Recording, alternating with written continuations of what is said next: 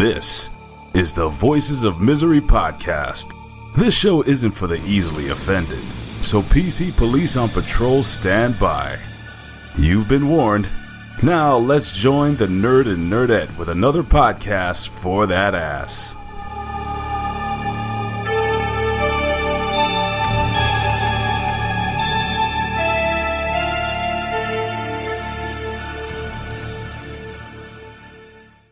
Hey, what's going on, everybody? It's the Voices of Misery podcast. Another podcast for that ass. Of course, I'm the nerd, and you are... the nerdette. Now, see, yesterday you didn't do that. I know, but yesterday we did an episode that's not going to be heard until the future, so...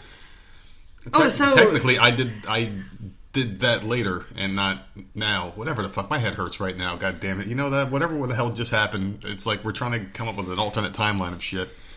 Anyway, we recorded an episode for the Hami Media, our exclusive episode for the Hami Media Group that's going to be heard this Sunday at 1 o'clock Eastern Time on their network, which is at our network too now. Well, can we say ours, like ours together, or it's their network? We are providing a show. Hopefully, you know, it continues because we are crazy and we always think we've overstayed our welcome. The second we show up somewhere, we're already ready to leave because we're horrible people and we think everyone hates us. And that may be true. So, who knows? Well, we know you guys don't hate us because you're listening to us right now. But anyway, you can listen to our exclusive episode that we recorded yesterday. And let me tell you something. It was a very good episode. I enjoyed the hell out of it. And I know you did. Yeah, that was fun. Had a good time. You talked about favorite Halloween candies, the worst Halloween candies. It was like a Halloween episode. It was very Halloween themed, and we didn't get to Halloween until like an hour into it because we started to talk about it and we went all off the beaten path and talked about everything else but Halloween. But we did come back around to it. Yeah, that's true. We did come back around to it, and it was very fun. I haven't had that much fun recording in a very long time. We always have fun recording, but that was a really good one. So I want you guys to go to hackerhameen.podbean.com or just, so you can type in Voices of Misery on Sunday and it'll show up, the Hacker Hameen. Very scary cartoon face. It's Hameen himself. You can see it there and check out the episode and download it. Support our friends and because they support us. And, you know, anybody that's new to our platform, you know, thank you for coming over and checking us out. Today's episode is brought to you by cbdmedic.com.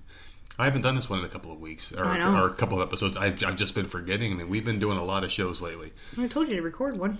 Well, I like to do it differently every single time because it's special, just like they're special, and our product is special. CBDmedic.com, you know what they do?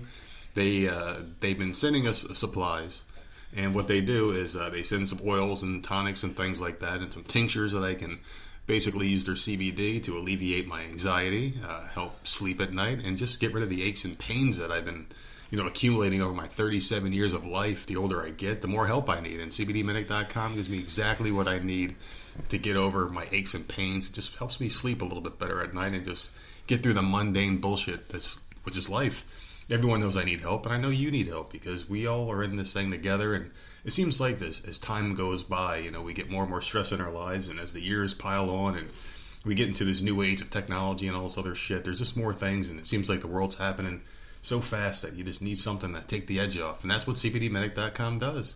And you guys are in luck because if you guys purchase any amount of goods that they have, whether it's $1, $5, $7, $100, $1,000, you can use our code VOMPodcast10 to save 10% off any order of any size. So why don't you go ahead and try it out? You're not gonna regret it. And you're going to thank me. You're going to thank us. And you're going to thank CBDmedic.com. And you're going to use our code VOMPODCAST10 to save 10% on any size order. There you go. You like that? That was a good one, wasn't it? That was great. It was a really good one. It was a really good one. You pat yourself on the damn back. Well, anyway. There is an eyelash in my eye and it's driving me nuts. Well, I have this humongous bubble in my eye, so I feel so bad for you. Listen. I feel really bad for you to have a freaking You've had it for like a fucking month. I think you're just going to be stuck with it for the rest of your life. Well, the good news is that it is shrinking. The bad news is that this medicine makes me feel like I'm drunk, and it's a weird feeling. And I think it has something to do with the way my eyes are and the way your brain reacts to certain shit, I guess. Because when I put this medicine in there, my eyes get blurry, and then I'll blink, and then maybe it'll get clear for like a minute or two, and then it'll get blurry again, and it's like I'm in and out of seeing it. So it feels like you're drunk and woozy. That would give me a headache. Oh, it's very annoying. It'd make me sick. It's not good when I'm driving either because I'm constantly blinking to try to get clear, and it's not like I'm blind, but it's very blurry and it sucks. And you're supposed to use that 4 times a day, right? Yeah, my eyes and are you very... can't because you're yeah. working. So I don't take it in the morning. I take it when I get to work. So I'm not like driving that far distance. And today I left a little bit early because it was a very slow day at work. And I, wanted to try to win this prize. So I'm going to do a full shift tomorrow before vacation. But I was driving home with this shit, and I just felt so weird. Like, I don't know what it is about that medicine. It's just regular, like, eye drop gel stuff. But, like, my like words are kind of slurring a little bit, and I don't know what it is about this medicine. It just makes me feel, like, different. Like, I can't walk straight. It's, like, it's really weird. Like, has me, like, off my equilibrium or some shit. I don't know. It's just really crazy stuff. And I just don't feel like myself when I'm taking this. And it's not the kind of medicine that, like, you take orally that will, like, have an effect on your insides. It's just an eye drop, but for some reason it really messes me up. Well, it's a cream, and you put it inside your eye, right? Yeah, I put it in there, and it's just cream. So it's in your body. It just makes me feel weird. I don't know. I didn't look up any side effect except for the fact that your vision's distorted a little bit, like intermittently for a little while. It's not permanent, obviously, because when I wake up in the morning, I'm fine, but this medicine just sucks. I just want this shit to go away. It's just a freaking sty. I have 2. I have one at the top of my eye, one at the bottom. I know. I've never seen that before. I don't know what caused it. But Yours it's like mutated, and it's been weeks and weeks and weeks where it's not going away. It's very annoying. It was a lot bigger. Now it's like about half the size it was, but still, just go the fuck away. It's just I can't wait. You're on vacation next week, so you won't be leaving the house as much. So you should be able to use the amount of medicine you're supposed to use, and it's just the worst. Hopefully it'll go away. It's just the worst. I might take it 2 to 3 times a day because I can't take it first thing in the morning, obviously. But still, this shit just sucks. I just want it to go away. It's very annoying, but woe is me. We can talk about that some other day. What we can talk about is, how's your week so far? It's Thursday. It's about to be Friday. So, how do you feel? I'm ready for the weekend. Me too. I'm ready. It's just been a very tiring week. It went by fast, though. You think so? I think so. For you, maybe. To me, it dragged. This week dragged for some reason.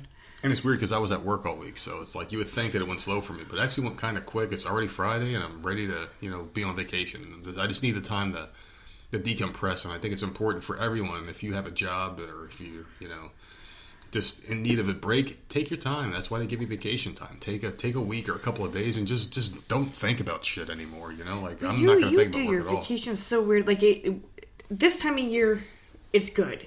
Yeah. Right, because you got like vacation after a long weekend or whatever. But the first half of the year, you don't do shit. You don't take any days. I stack them all. So, and I don't think that's a good idea either. It's not. I'm going to do it differently next year. Because it takes forever before you get some time off, and I don't know. I think you need like a long weekend in there somewhere or something. Because once July hits. Like, you got vacation in July, vacation in August, October. Yeah. A long weekend or a vacation in November. Yeah. Like, it's like boom, boom, boom. Which is great right now, but, like, that first half of the year is just, like, it's very, very long, and it kind of sucks. Especially when the income tax time and the weather starts getting nice and stuff, and you're, like, at work all day. Yeah, what I'm thinking I'm going to start doing is, like, I think I'm going to take one, like, in March. Take one in March next time, just because I just need time, man, and I don't know, like, I just can't go the way I used to, I guess, at work. It's just becoming too much of a mental drain, I guess. And it's just tough. Sometimes you just got to recharge the batteries, and I encourage everyone to recharge your batteries, get yourself some CBD medic or some shit and just relax. Get some of their goods and just chill out once in a while, man, because you start to overwork yourself. And I hate when I see people, like, working themselves to death, and it's like, why? You're giving so much to a company, no matter what company it is, and they can give a shit less about you. If you left, like, everyone could say, oh, I quit, and feel like you're, like, leaving this company down, stranded. But then the next day, someone else is filling your spot, and they're just doing the same shit with or without you, and you got to understand, like, you're not the most important person in the world, and I know, like, a lot of people feel like they are the most important. They feel like, or they have a rather inflated sense of self-importance, where they think they're the greatest thing since sliced bread, but the company will replace you, and the ball will keep on rolling, man, so... Everybody's replaceable. Everybody's no matter what the situation is.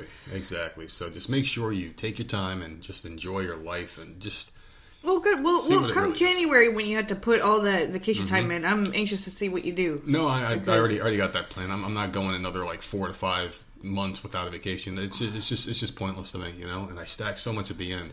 I'm just going to take them. I'm just going to take them every couple of months. I'm going to take one. So I have It doesn't enough even time. have to be a whole week. Like long weekends would be nice. Yeah, that's what I'm thinking. That's what I'm thinking. I'm going to have to start doing that just because, man.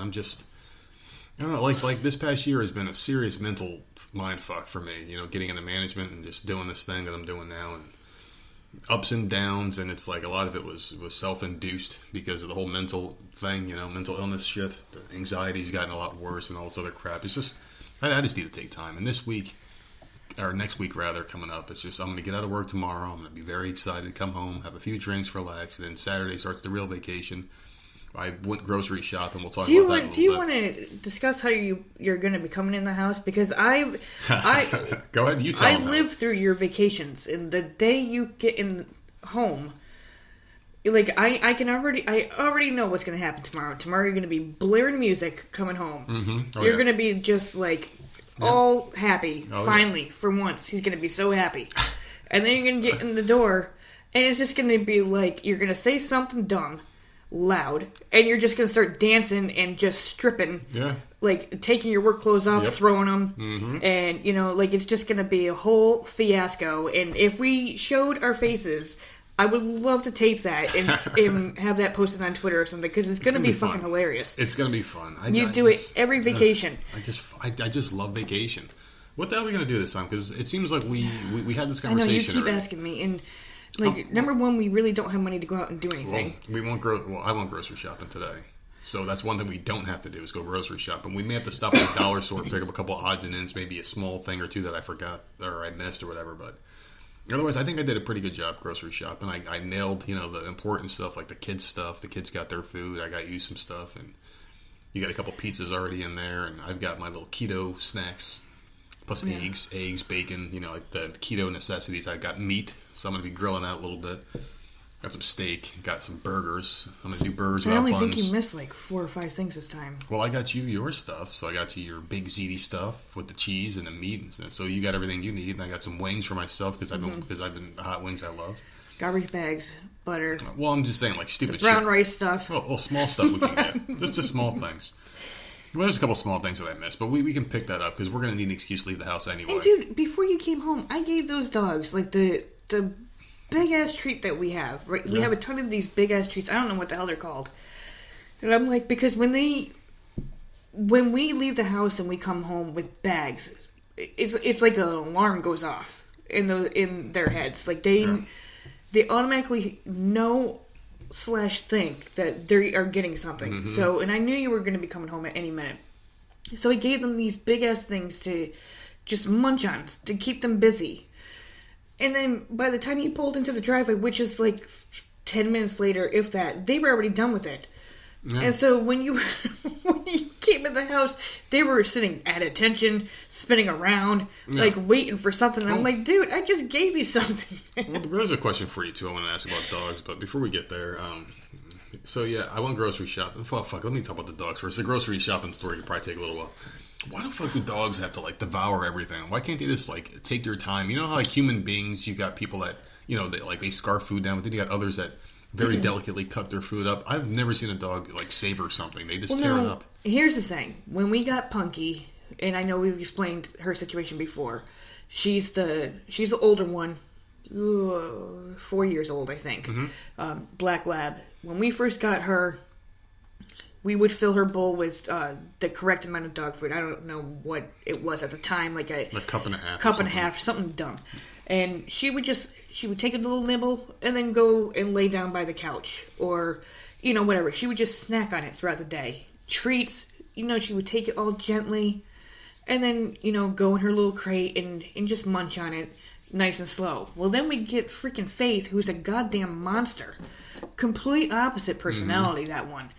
And Faith would come in and, when she was a puppy, man, she was a pain in my ass. Because Punky liked to eat little nibbles of her food in her bowl and just leave the rest there for whenever she was hungry. Well, as a puppy, Faith would, sneak over to her bowl and, lay next to it and wait for me to turn my head and not look. And then she would just start devouring Punky's food. She would run around, barrel around the house, but then when she was stealing food, she'd be super quiet. She was smart about that. So quiet. And she would, and you would have to turn around, and then she would stop, like exactly what she was doing. Yep. But like then she kind of, as she aged, because if Punky's 4, then she's 3. Yeah. I'm thinking they might be 4 or 5, but whatever. As she grew up, she kind of mellowed out a little bit with eating. Yeah. Right? Not with playing, but with eating. And now Punky's like a goddamn monster. Yeah. It completely switched things. She freaks out. So now, she freaks out for snacks. She runs to her food, devours it. It's it's God. Absolutely crazy. She like does like a ballerina spin like 5 times in a row to get a freaking tree, and then oh my God, she's a maniac now. Complete role reversal with these two morons. Like seriously, they completely switched places. It's like she the was weirdest like thing. Such a princess when we first got her, like just so dainty and so careful. But now she's not. She still is to an extent. To an extent, she still is. For me, she is. Yeah, I don't think so. For me, she is. I have to like sing I have to do like a little tune that she likes. You sing to her, and she gets so flippin' hyper. And I sing her a little song with her name in it, and she freaks out and spins around, and she does like this little dance move where she puts her paws up in the air and she freezes does for a minute. Finn Balor. That's what she does. Yeah, like she freezes for a minute and spins and does it again, freezes. There was a time, maybe a year or two ago, Finn Balor would come out. Yeah. And I would do my arms up in the air. And then the dog would And then she would start doing Yep. it. Her 2 paws up in the air, and like we cracked up. We loved that. Like she would do it every single time. Mm-hmm. I don't know. These dogs drive me nuts. But yeah, they devoured that freaking treat before you came in the house. I guess I should have waited, but it should have taken them a hell of a lot longer than 10 minutes. Yeah. Well, just to rewind for a second. Before I came in the house and the dogs did what they did, I was at the grocery store. And I hate going to the grocery store, but I was thinking to myself, I get out late tomorrow. We're not going to do it tomorrow.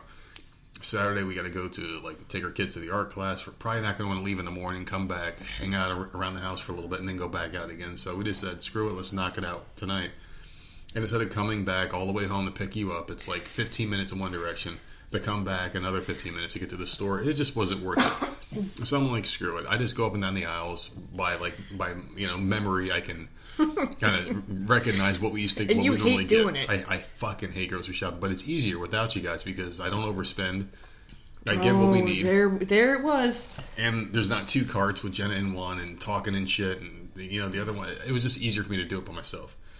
So I went and I was going through the aisles, and I got about halfway through the grocery shopping trip, and some woman, middle aged, maybe 40s, 50s, or whatever, is in the aisle, and she wasn't looking for help because that's the first thing you thought when I told you the story in the car. Yeah. And she was just kind of pushing the cart slowly, and all I heard was, "Hello," and I'm sitting there, and I turned my head, and we made eye contact. She was smiling at me, and I didn't say anything. I just kept pushing my cart, and I left the aisle. But how rude is that? Someone just not. Can't you just do the half nod and then continue on your way? Well, the thing is, I'm in the store by myself. I'm feeling anxiety because I want to come home, and I don't want to be there. I'm thinking about tomorrow coming home and vacation and all that shit. I don't like being in the store. I hate Walmart. I just don't like being in the grocery store. I'm trying to hurry up and get out. I don't like anything about shopping. I especially don't like Walmart because the lines were packed. I knew I had to use self-checkout. Half the time the bags were stuck together or they break in half because they're a bad batch that they put up. I hate that. So I'm dreading when that. Some idiot uses a razor blade and digs too deep. Yeah. So I'm dreading that whole experience. I got to scan everything by myself. The cart's piling up. There's more and more shit. And I just want to get as much done as I could. I thought I did a pretty decent job. I missed a couple of things, obviously, but nothing we can't just go pick up quickly, But it's the woman said hi, and I'm like, am I obligated to say hi to this person? And I think part of it's working retail where you have to be nice to everybody. That when you're out of work, you don't have to be nice, and you kind of take advantage of that not having to be nice thing. So this lady's hi. I looked at her and turned, kept going. I could never do that. A half smile and a nod. Yeah. Or just a nod and then go about your way. You don't have to open your mouth. That's so weird to just look at something. Why'd you even look at her then? Because she said hello, and I turned her my head, and I'm like, what the fuck? Why would you say hi to me? And she was looking right at me with a smile on her face. So odd, So man. I don't know if she wanted me to clap it out or what the hell was going on. Oh my God, you're so stupid. It was you've been saying that for a month. I'm over it. I know. I'm over it. All the women that listen are over it. You need to find a new word. It's just strange though, because you said hi to me and you kind of stopped your cart, so it's are we supposed to be friends? Am I supposed to stop and talk to you about something? What is the point of saying hello to me? Just keep on doing what you're doing. Maybe she wanted a date. That's what I just said. She wanted me to do that, so I don't know. I just kept going. Obviously she needed something She wanted something because she said hello. So just say hello back and fucking move on. I don't understand the problem. I just don't see the need for it. You know, I don't know. I'm just not that kind of person. Like, maybe, like I said before, we should all have, like, different colored T-shirts or something. Because, like, people now are in this stage, the state of mind where, like, you got, you know, people that are like, I identify as this, I identify as that. You know, why don't we have T-shirts or like different colors, or like an armband with a color on it, or like a flag hanging out of your back pocket that says, I'm not social, don't talk to me. You know, just like, don't pet my service dog. They have those vests on. Doesn't Walmart sell stuff like that? Well, they sell shirts, but like, yeah, but the thing about that is, oh, that's a funny shirt. Where'd you get it? It fucking says, I don't want to talk to you. You're supposed to strangle someone, you know? Okay. But like, maybe like there should be a universal sign, like a fucking umbrella hat or something. I don't know. But you know, just go outside of the house and look nuts. But people understand. But people understand. Like, if they see someone with a service dog with a vest on, they go, "Oh, can I pet your dog?" It's like there's an understanding that you're not supposed to just go up and do it. You know, a service vest? Like, I have to wear the goddamn thing. That's what I'm trying to say. Like, don't talk to me if I'm wearing this vest. Yeah, because I think that's illegal to just automatically buy one from Amazon and throw it on one of the dogs, right? Because people. Yeah, but people will talk to me to pet the dog, you know. And you're not allowed to. You're not supposed to pet service dogs, but unless you ask first, because some you can't. You just have to ask. People down here like just bring their I've never seen that before. Yeah, they just bring their damn animals into all the stores. You're completely missing the point. I get the point. A vest for humans where it's like, don't talk to me, don't touch me, don't look at me, no eye contact, something like that. And I said, just go out of the house looking fucking nuts, and no one's gonna want to talk to you. I try my best. No, you don't. You come out of this house looking all prim and proper. Today you were wearing like, I don't know. Oh. You were wearing. I was wearing a T-shirt. In my like work. Oh, here we go. Making fun of me this morning. I wasn't making fun of you. This is the thing. Normally you come out and we literally have 10 seconds. Yeah. Because I'm out in the living room. Kids are out to school. You're in the bedroom all morning. You come out, takes 10 seconds, put your shoes on, say a quick whatever the heck we have to say to each other, and then out the door you go. And we're sitting on the couch while this is happening. So I don't ever really pay attention. And it's not that I don't pay attention. It's like literally 10, 15 seconds worth of whatever in the morning, and then you're gone. And that's it. And then I don't see you till you get home, and like you immediately beeline for the bedroom so you can change into, you know, comfortable clothing. But today, you came out a little bit earlier, and I happened to be like, I don't know what the hell I was doing, but I was walking around. And like I saw you sitting in the kitchen, and I'm like, what the fuck are you wearing? Because you were wearing, like, these tiny jeans. Size like, 32 jeans. But this is the thing. And they're big now. Even when we first met, right? And you were at your ideal weight or whatever. I wasn't. Okay, well, you were skinny as hell back then, too. You wore the biggest freaking clothes. Like, your jeans were massive. And I remember saying, why the hell do you get clothes so damn big? Well, now you're wearing these jeans that actually fit you correctly, and it's just so weird to see. It's just because they're so tiny. I'm not a big bloat anymore. And then you have like this little tiny, it looks like a kid's sweatshirt on because you're so small, and then you're holding your book bag, you know, from work, and I'm just like, do you want me to pack your little brown bag lunch? But I'm like, you look so cute today. You look like a little boy about to go to school. Is that what you said? You look like a little boy who's lost on college campus. Is that what you said? Oh my god, something like that. But like you looked good. Like it was like nothing is big anymore. Like you were wearing stuff that actually fit instead of being like huge and baggy or whatever. And then the book bag is what topped it off because you always wear it to put your iPad or whatever the hell in. My work iPad and all that bullshit. So it just reminded me of like a little schoolboy. Looks all cute. A little dickhead kid. I was so pissed. I just left the house. They're making fun of me, laughing and shit. I wasn't making fun of you. I said you looked cute. I didn't say what the fuck are you wearing. Go change. But like cute could be an insult. Like, oh, isn't that cute? Well, I didn't mean it. That's an insult. It's kind of like bless your heart here in the South. I didn't mean it as an insult, you idiot. That's an insult. There you go, you idiot. But I called you an idiot last time, so there you go. You got me back. But no, I thought you looked good today. I just said you looked cute. Well, just lost. I mean, just losing those lbs, man. It's a wonderful thing. You know what else is a wonderful thing? The fact that I finally got myself food at the grocery store. I got myself Thank food, God. like actual food, because what I plan on doing this vacation is grilling out a little bit. It's going to be a nasty weather, so I don't know if I'll be able to actually do it. So we'll figure it out. It's supposed to rain every fucking day. I think it happened your last vacation too, where we had quite a few miserable days. I really don't care, to be honest with you. As long as Halloween's nice, I don't care what the weather's like, because I mean, vacation isn't about like, oh, it's got to be perfect weather. I'm just not fucking working, man. I'm trying to get my brain a rest, and we got a couple video games to play, and we'll play some DC Universe. We'll play some of that this vacation, get some stuff done there, and just have a good time. You did try Last of Us, right? I don't think we talked about that. I played it for a little bit. I didn't really care for it. I'll probably play it in the downtime.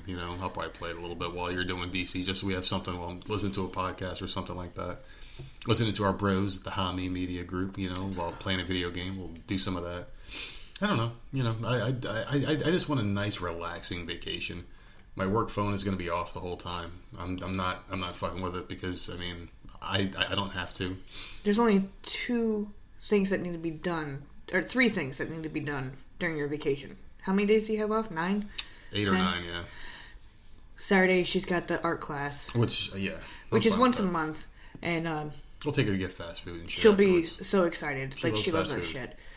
And then we had the IEP meeting the one day, and then Halloween. So the rest of the days are just going to be chilling out and staying at home.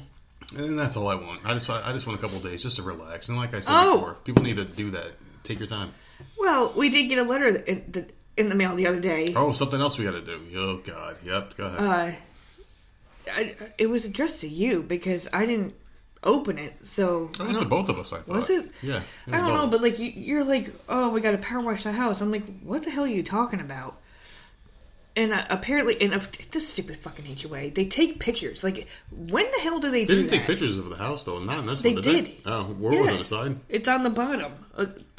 No, like the house. The side of the house, which is, it's always the one side because it's completely in the shade, never gets sun. So every year and a half, 2 years, it starts getting green stuff on the side. So I understand that it needs to get done, and that's fine. But it's like they catch it immediately. I would love to know when they go around, and when are they standing the fuck outside taking pictures? I'm home all the time. I don't ever see them out there. They're like ninjas, man. They're like fucking Muslims or whatever the fuck. No, Jehovah's Witnesses. Seriously, they just come up and start taking pictures of your house, and then they send you a letter like you got it this amount of time to get it done, or you get fined. I appreciate it though, because who wants to live in a shithole? Like who wants to? Oh well, that's the thing. You don't want like a really nice house on the only nice house in a block full of like fucking ghetto houses and shit. Like at least everybody has to keep some sort of standards here, which is nice. Well, that's what I agree with that, and that's what I like. And we have a power washer, and it gives me an excuse to wash the car with it instead of like the hot, the hard one. True. We haven't used it on the car. I'll just use the soft version of it because if I do that, it'll probably strip the paint and shit. But I'll just do like the sprinkle version and wash the car. Because it's really just I want to do the front of the porch too, because there's certain areas, but like that one side is the only spot that they were complaining about, and I did notice a couple people out there power washing, and someone did their hedges today. I'm like, oh shit! So we weren't the only ones that got a letter. I mean, I don't mind doing it. Maybe like Sunday we could do that. There's nothing else to do. Like we'll do that and just as long as it's out. warm and not chilly. Yeah, I'm fine with it, man. I mean, I don't mind. We have a power washer. Let's fucking use it. I love that damn thing. Yeah, it was cool. Because I do want to spritz the car down a little bit. The driveway needs to get done. I'm shocked we haven't gotten that, but you can't really tell. I can see it, but apparently they can't tell. With the driveway, maybe they came in a day that it was like wet outside and you couldn't tell. So good, we got away with that. And I don't feel like having to bleach the damn thing either. So that's okay. We'll worry about that some other day. But I don't mind doing the house. But I mean, like this didn't piss me off like it pissed you off. I'm like, whatever. I just don't like being. Yeah. I don't like being told. I know. Because I was literally talking to you not long ago about power washing the driveway. Mm-hmm. Because I actually like doing it. It just I hate it. It takes forever. For a while, like if you're doing it for a while, like my back starts to hurt, so I have to take. We were taking breaks. Yeah, because it does. We have I don't know what the hell the size would be, but it's a smaller power washer. It's not one of those huge, expensive freaking things that can do it in 2 seconds. So it does take a while. And man, my back, I have to take breaks. So like the driveway, I don't mind doing it. It's just that it takes so fucking long. Yeah, That's my only problem. It was such a bitch. I remember that one year because like I was all out of shape and fat and shit, and every time I'd bend down, my knees were fucking hurting and shit. So I could probably do a better go of it now, but I remember like my back was in such pain I couldn't bend down. I would like bend my knees and just kind of like. And the next day you're like sore. Yeah, so... for days. So I do feel like I could do a better job of it now. So I don't know, man, but I don't I'm mind actually looking if forward I to have doing help. it. Like if we take breaks and trade back and forth, I think it would be did fine. most of the house.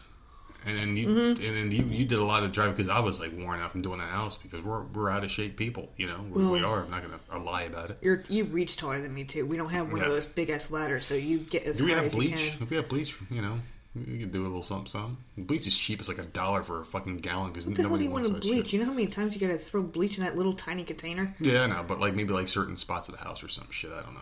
And we could do the back too. Like we can get the chair, because now that green shit's not gonna be floating around, the moss or whatever the hell you want to call it. Yeah. The pollen. So we could spray that table. Oh, and, yeah, the pollen. Yeah, we could spray the table and kind of have the vacation. We could sit out there and hang out and clean shit, you know. So I'm looking forward. So to it. there It's you not go, bad. people. That's our big exciting vacation. Exactly, but We're gonna be power watching one day. God damn, excuse Stupid me. meetings at the school another day. That was a fucking atomic sneeze. I'll tell you what, my sneezes are so strong, it like clears everything. It like comes from my ball sack and comes out of my nose. That's how strong this shit is. It comes from like deep in.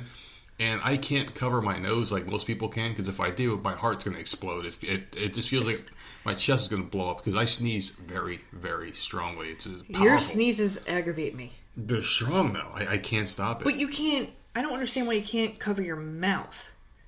Because it comes out of your nose, not your mouth. Nothing comes out of my mouth. The way I sneeze, it comes straight There out is of my nose. no way that nothing comes out of your mouth. When Not like- people sneeze, spit comes out. Not much. Not for me. It all comes out of my nose. That's why they're so strong. It's all nasally. I don't know what it is. But I'll tell you one thing that's coming out of my nose. Like fucking white hairs. Tons of white hair. Oh my god. I'm serious. Like white hair. And I know why they say it's there because like bacteria and like there's no light or something like that. So it's natural to get white or gray hairs in your nose. And I used to get them when I was younger Really? too. Yeah, once in a while. So the past couple of days, like I'll pluck one. Like I'll be in the bathroom at work and I'll be putting my eye medicine and I'll have to have my head tilted back and I'll see a white hair and I'll pluck it. And I'm looking at it, I'm like, holy shit, this is a pure white hair. And I'll throw it in the sink drain or whatever. And it's just one like little strand of hair. It's not going to clog anything, you know? And then like a couple of days later, another one will be there. And I'm like, what the fuck? And I know it's not on my head or my face. I have no gray hairs on my face. I had that one little one on my mustache that pissed me off. And you won't grow it. Well, the thing is, like, now. I don't mind gray hair. If I get gray hair, I just want to be all gray, or maybe like half and half. But just one little hair is like, come on, really? I don't mind the gray because the gray's hair is cool in my opinion. It's really cool stuff. I don't mind it. Like, I'm not going to be one of those guys who fights like, oh, I got to get this hair shit. You know, whatever. There like, isn't November like no shave November? No or shave something? November, sober October. Obviously, we failed that one. Oh, every month or something? I just thought it was a shave thing. Well, you got sober October and no shave November. Well, sober October will never pass. Oh, But well, we could, but we got to do that no, together. No. No, you refuse. No. Drunk bitch over here. You refuse. It's not even that. It's just like seriously, like it helps me sleep. It, like the days that we don't drink, like I'm freaking up until God knows what time. I'm up all the time, regardless. It sucks. But, I do sleep better when there's something that like ease my mind or whatever. We tried a few months ago, right, with you not shaving, and you couldn't make it past like 4 days or something stupid. Well, it grows so fast. Oh god. I don't know. Like right now, I got to shave, and I'm probably gonna do it tomorrow morning. Just do a little once over, so I don't have to worry about it for at least a couple days while I'm on vacation. One thing about vacation though is like you let your fucking hygiene go during vacation, man. I'm not saying like you. I'm just saying like you, as in like you in general, people listening out there. I shower every single day. But when I'm on vacation, I'll like skip a day. And then sometimes I'll skip 2 days. And before you know it, I'm like, man, I fucking reek. And then I just go take a shower. This vacation, I'm going to do it like I do work. I'm going to shower every day on vacation. I'm going to make sure I'm nice and shaved and cleaned. For what? Because I don't... We're not leaving the house. But I feel better. I just feel better that way. So I'm going to make sure I'm nice and clean. So I went and got some shampoo and shit like that. Body wash, making sure we're nice and good. Even though I'm on vacation, I'm not going to let my shit slide. I'm going to be nice and clean. It's just crazy though, because like when you're on vacation, you just don't want to do things like that you normally have to do. I don't know, like you let your shit fall by the wayside. I don't know, man. I just really want to kind of stay tip top here during the vacation, and I don't want to drink every single day either. Maybe like every other day, maybe, try that this time around. Because I do want to do that treadmill, and I still haven't done it yet. I did for like 15 minutes that one day, and I was like, oh, fuck this. And I stopped doing it again. Someone online needs to bet me. No, I did do it, but it wasn't for very long. When the fuck did you do it? It was like 2 days after. I did get on there for like 15 minutes. And I walked and I did like a light jog. And I was like, oh, this is great. And then I stopped because I was playing the stupid supercard game, and I had the bouts come up, and I laid back down. I said, I'm going to do this again in a couple of minutes. I just wanted my heart rate to go down a little bit because it was the first time I did it in a while. Yeah, but you don't lose weight unless your heart rate is up. I know, but like I was like really like starting to pant and shit. I'm like, oh, this is too much right now. I was going a little too hard.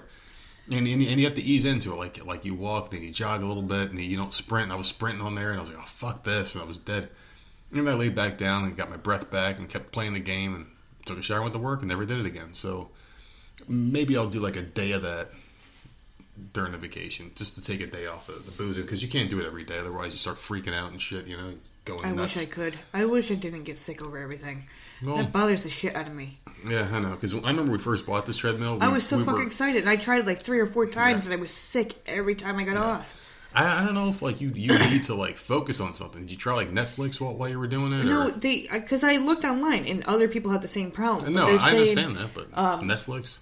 I didn't try Netflix, but I had the blinds open because it's in front of a window, and they said to stare out the window. Yeah. Then they said try reading a book or whatever, and then they that's impossible.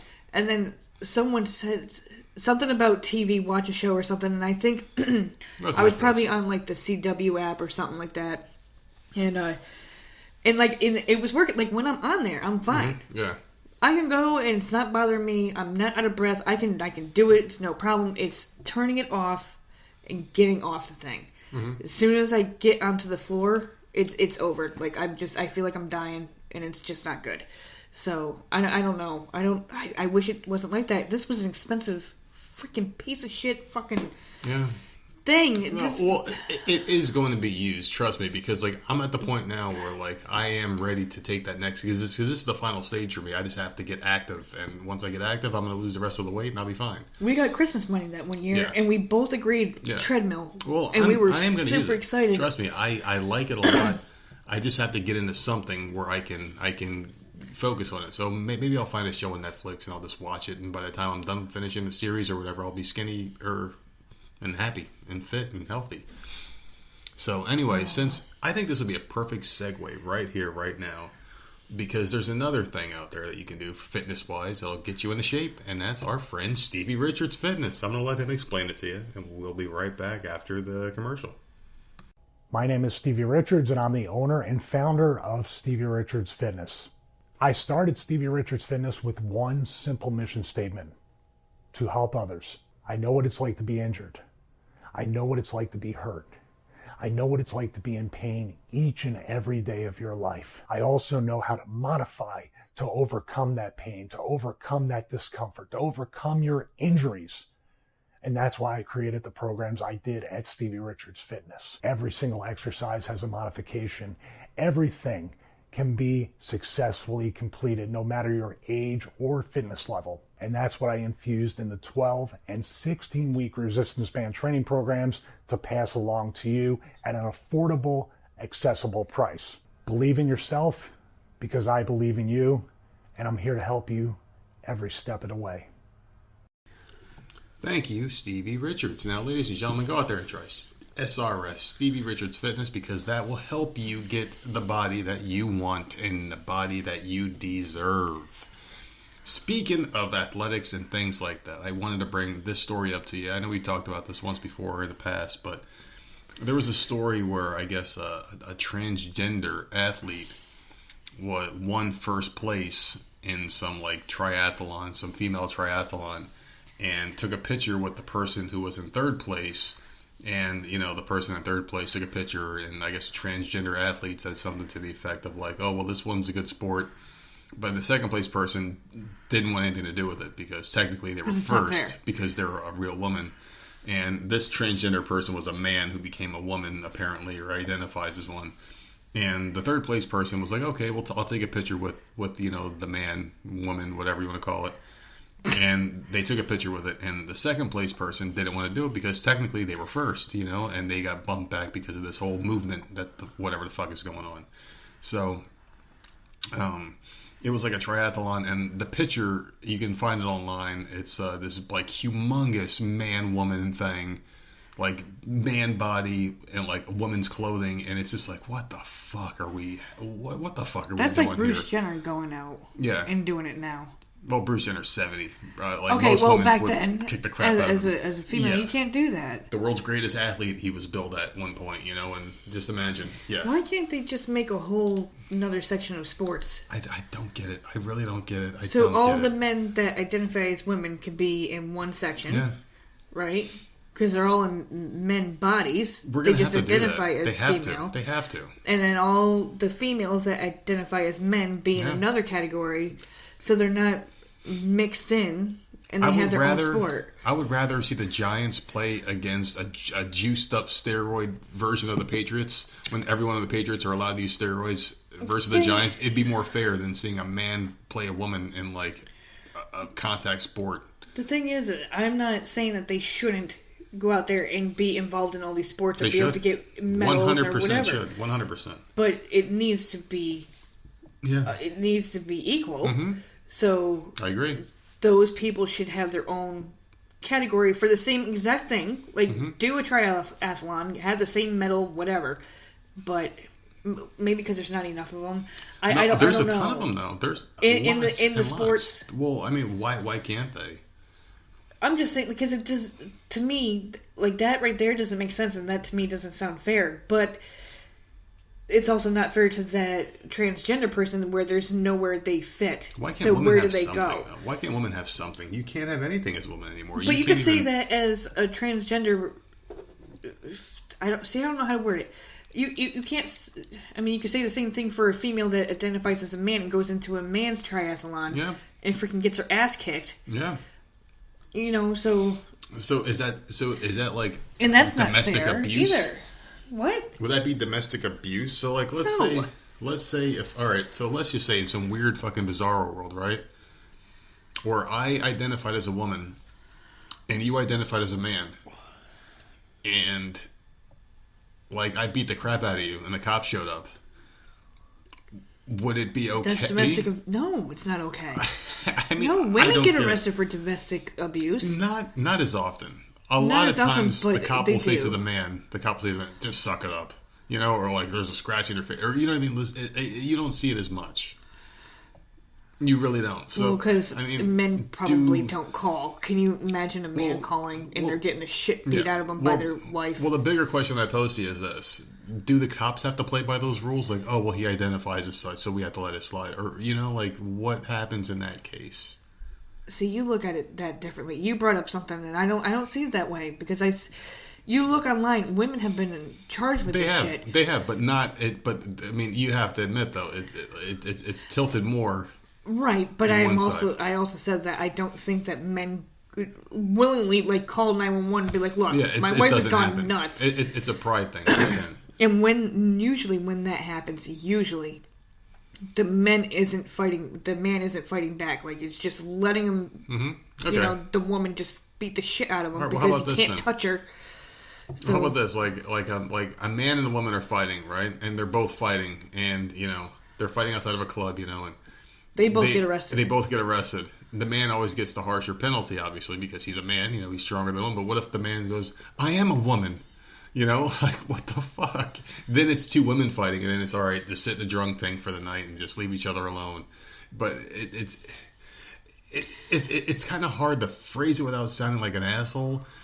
But I guess what I'm trying to ask you is, like, does the court and justice system have to play along with those rules? You know what I mean? Do men get harsher sentences for that? Yeah, because how do you know? Have you looked it up? Men are naturally supposed to be the aggressors. We're stronger, we're faster, we're bigger, that kind of thing.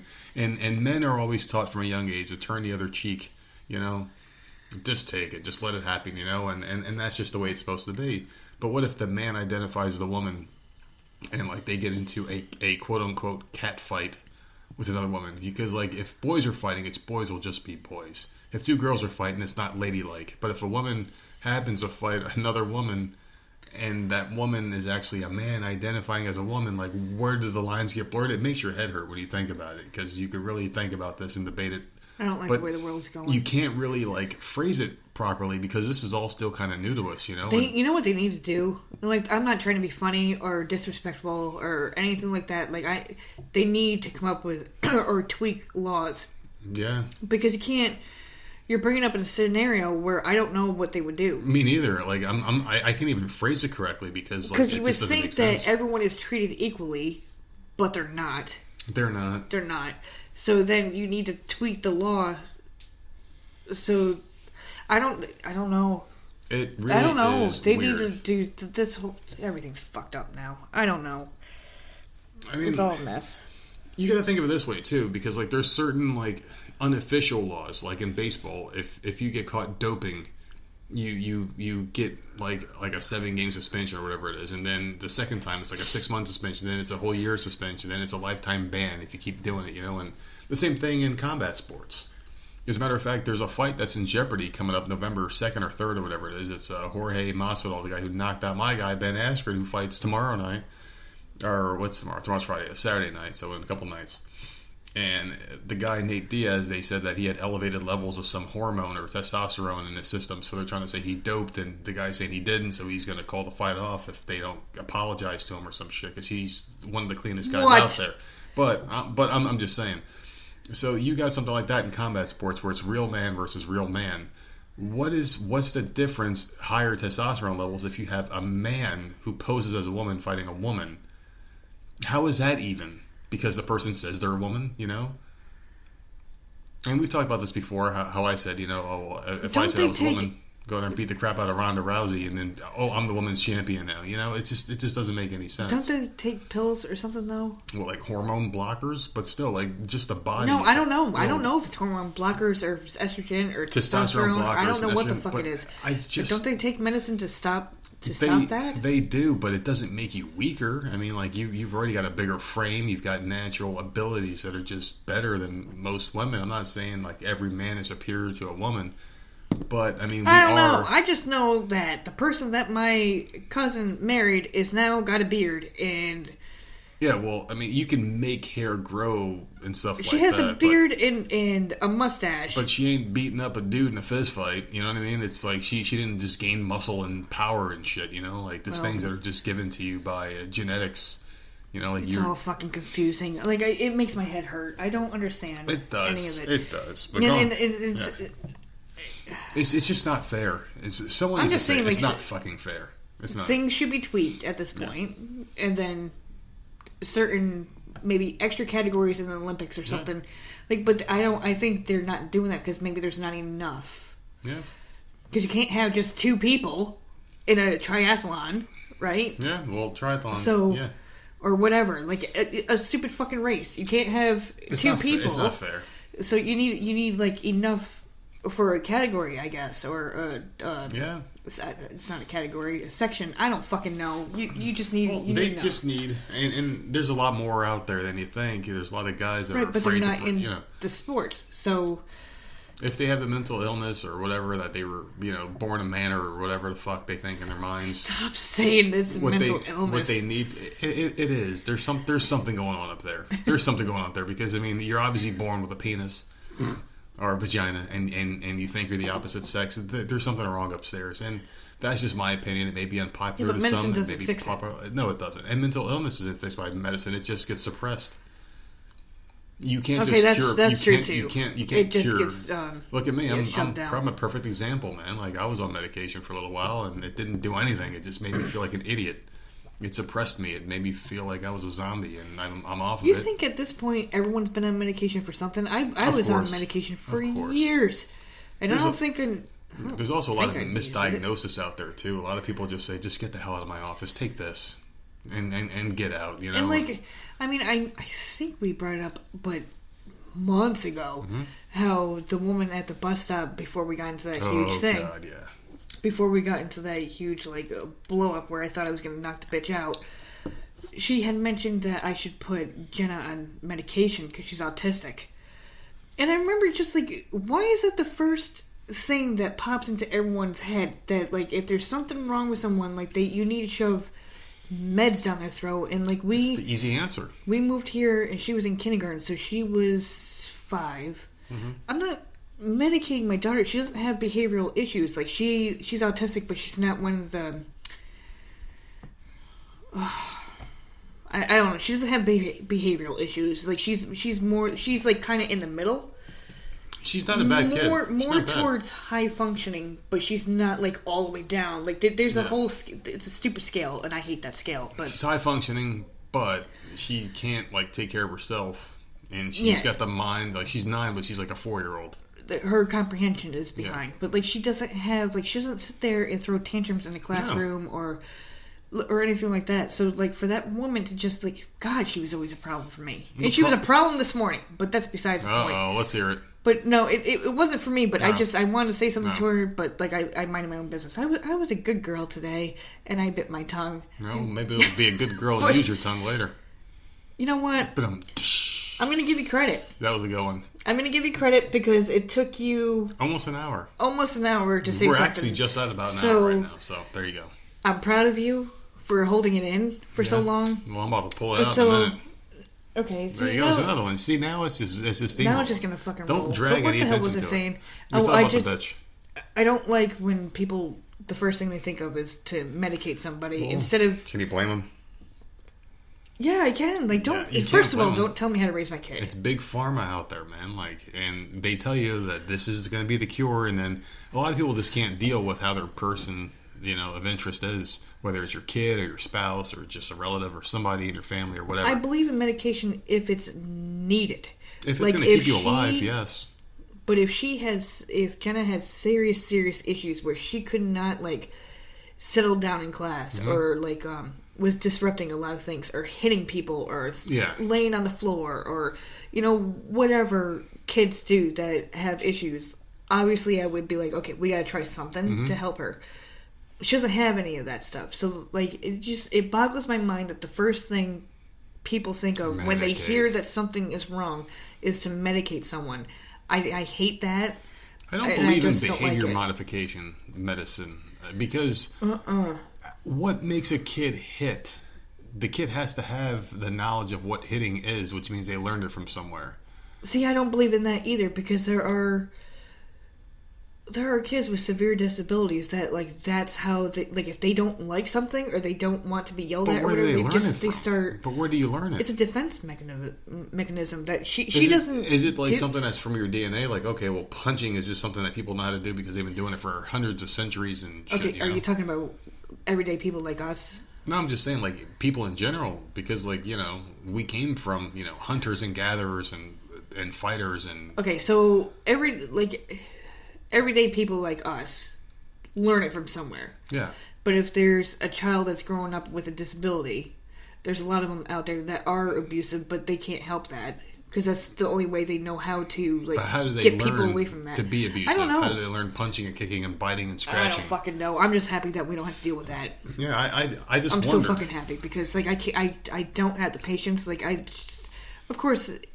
If you raised I probably would have if she was like that. But how about if you raised a kid that had those tendencies, right? Let's say if you can rewind time and raise them a different way, where they were only watching Teletubbies and Barney, would they still be throwing punches and kicks, or would they just be doing the rocking back and forth and shit Barney does? I think they would because let's say you take their iPad away or whatever. It depends because they I don't know, man. You're asking, and all I know is that she's not like that. And no, she's not. The only thing she does is she puts her hands on her hips and but stares I've seen, at you. She huffs and puffs, but that's that's as bad as she gets. Oh no! When she does that, it's so damn cute, and it's hard not to smile. But I don't know. I'm grateful that she's not like that because I've seen videos where kids are just like. Mm-hmm. Oh, God. If only there was an all natural remedy, well, not remedy, but not cure, but suppressant that we can just grow ourselves in our own backyards. Something that should be legal. It would help everybody out instead of things that can give you heart attacks and depression and suicidal thoughts. If there thoughts. Was something to give her where her marijuana. That's what I'm getting at here. No, like that's what I'm getting at. Marijuana or CBD or something like that would be great if it was legal and regulated and the FDA approved it. But they would never approve it because there's no money in that. Because if they made marijuana legal, so many, hundreds and hundreds and hundreds, if probably not thousands of different things would be off the shelves because you wouldn't need it anymore. But marijuana is legal in some states. It is. And in some countries. And they're booming. Those areas are booming. So you're telling me they're not taxing that or making any money off of that? No, I'm just saying like other medicine, like all these generic medicines that they're making tons of money on, big pharma. They're making like trillions of dollars a year. Would change the law then if they were losing all that money. What they should do is tax marijuana really high. So if you're buying a bag for $20, maybe you pay $30 for it. Just tax it high or whatever. I don't give a shit. Well, it's considered medical, right? So the insurance probably pays for the majority of it. Your medicine will pay it. I mean, maybe your premiums will go up a little bit, but I would take that. Just give me something that is not going to kill me in my sleep if I have it. Give me some pure marijuana I can buy at a doctor's office or at a corner store where it's like there's a person there that knows what the hell they're talking about, like a real doctor. That's what I would want because it sucks when you have to buy it from someone who got it from someone else, and you don't know where it came from.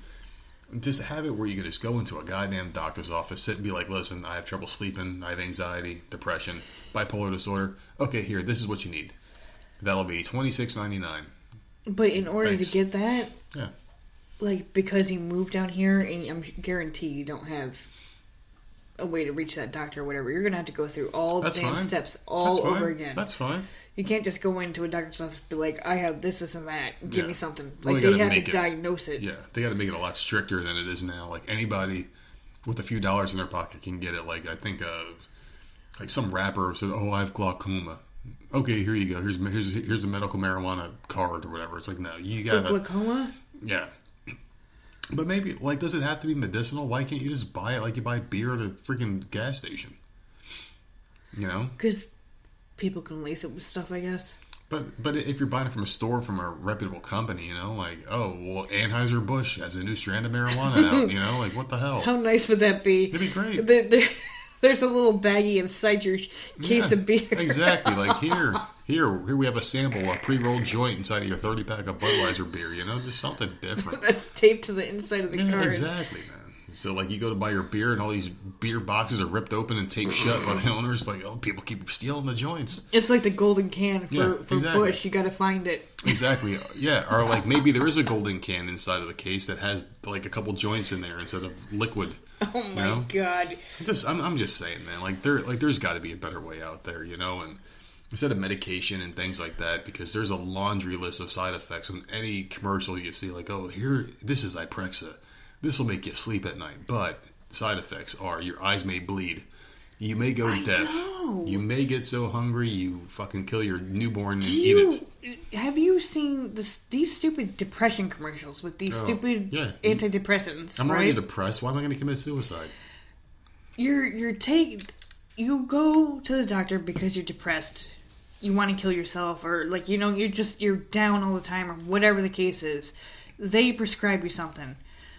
Well, the side effects are, it could be erectile dysfunction is always one of them. It could be depression on top of the. Increased heart rate, diabetes. This is depression medication, but the side effect could be depression, suicidal thoughts, anxiety, this and this and this, and I'm like, so then if you have all that, you have to go back to the doctor to get a second medication, and that's what they want. Like, what the fuck?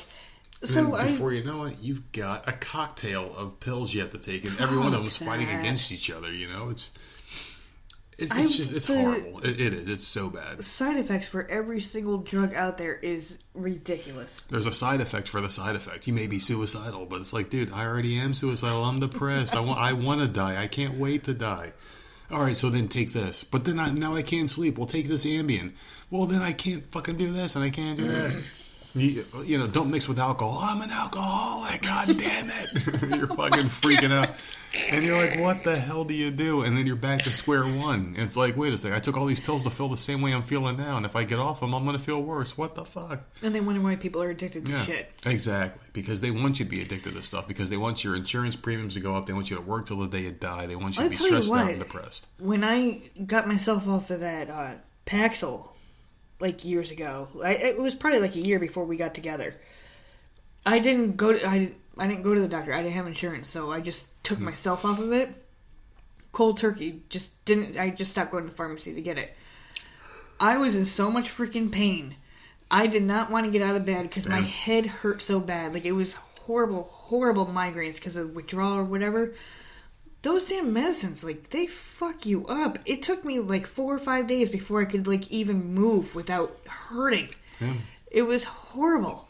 And I never, like, that one time, and I know that they say that you need to talk to your doctor and wean yourself off of whatever, but man, I don't ever want to go on anything again. Talk to your dealer. I mean, doctor. Exactly, that's what it is. Jesus, that Paxil, man, fucked my head up. I didn't have any side effects because I wasn't on the medication long enough, but I was on long enough where I knew that this wasn't for me, and I got off before I had these weird, like, scenarios. I know that it took me a little while to become like who I am again, because like I was having weird dreams after I got myself off the medicine, and I was still having like the problems where I couldn't finish during intercourse, you know, and that kind of stuff. It was just going and going and going, and I'm bored, you know. You would get bored because your mind was just blank. You couldn't think of anything. You couldn't enjoy anything. Your body was numb. So that was something I couldn't wait to get that shit out of my system, and it took a little bit of time, but I would never go back to medication. And I was thinking about maybe on vacation going to see a doctor, but for what? For what? Like to go sit on the table and get thrown medication again? I'd rather wait till pot's legal. You know, fuck that. I'm just gonna wait. We're gonna end up having to move. You think it's ever gonna be legal here? Yeah, because if you could buy an AR-15 and guns and shit without barely any fucking identification in the South and do whatever the hell you want for the most part, it's gonna be. It's just a matter of time. They just have to figure out a logical way for them to introduce it instead of admitting, hey, we're wrong. You know, I don't know if that's part of it or not, but marijuana is really hurting the pharmaceutical companies because, like, a lot of the shit that they're advertising, marijuana just does naturally without the side effects. Well, if it's supposed to help you going through chemo and, like, all these horrible, horrible things, like, I don't understand why people have to suffer. Just make it legal and let it, you know, I mean, I can't even imagine going through chemo. My dad, like, said it was, like, the worst shit he's ever been through.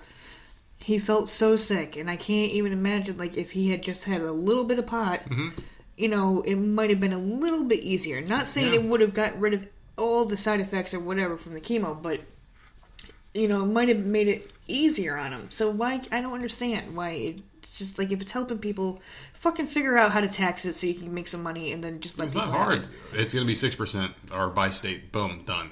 Finished. But my whole thing with this whole scenario is, like, we're the only idiots in the planet that will tell you can't do something when we all know we have a finite time on life. Like, we all know that we're going to die. But yet we put so many heavy restrictions. You can't do this. You can't do that. You can't do... Why? Who the hell is King Dick around here that tells us you can't do anything? Like, who the fuck is, like, the top of the food chain?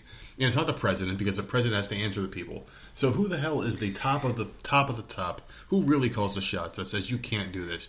You can't smoke marijuana in this state. You can't do it here, but I can smoke it in the state over from me.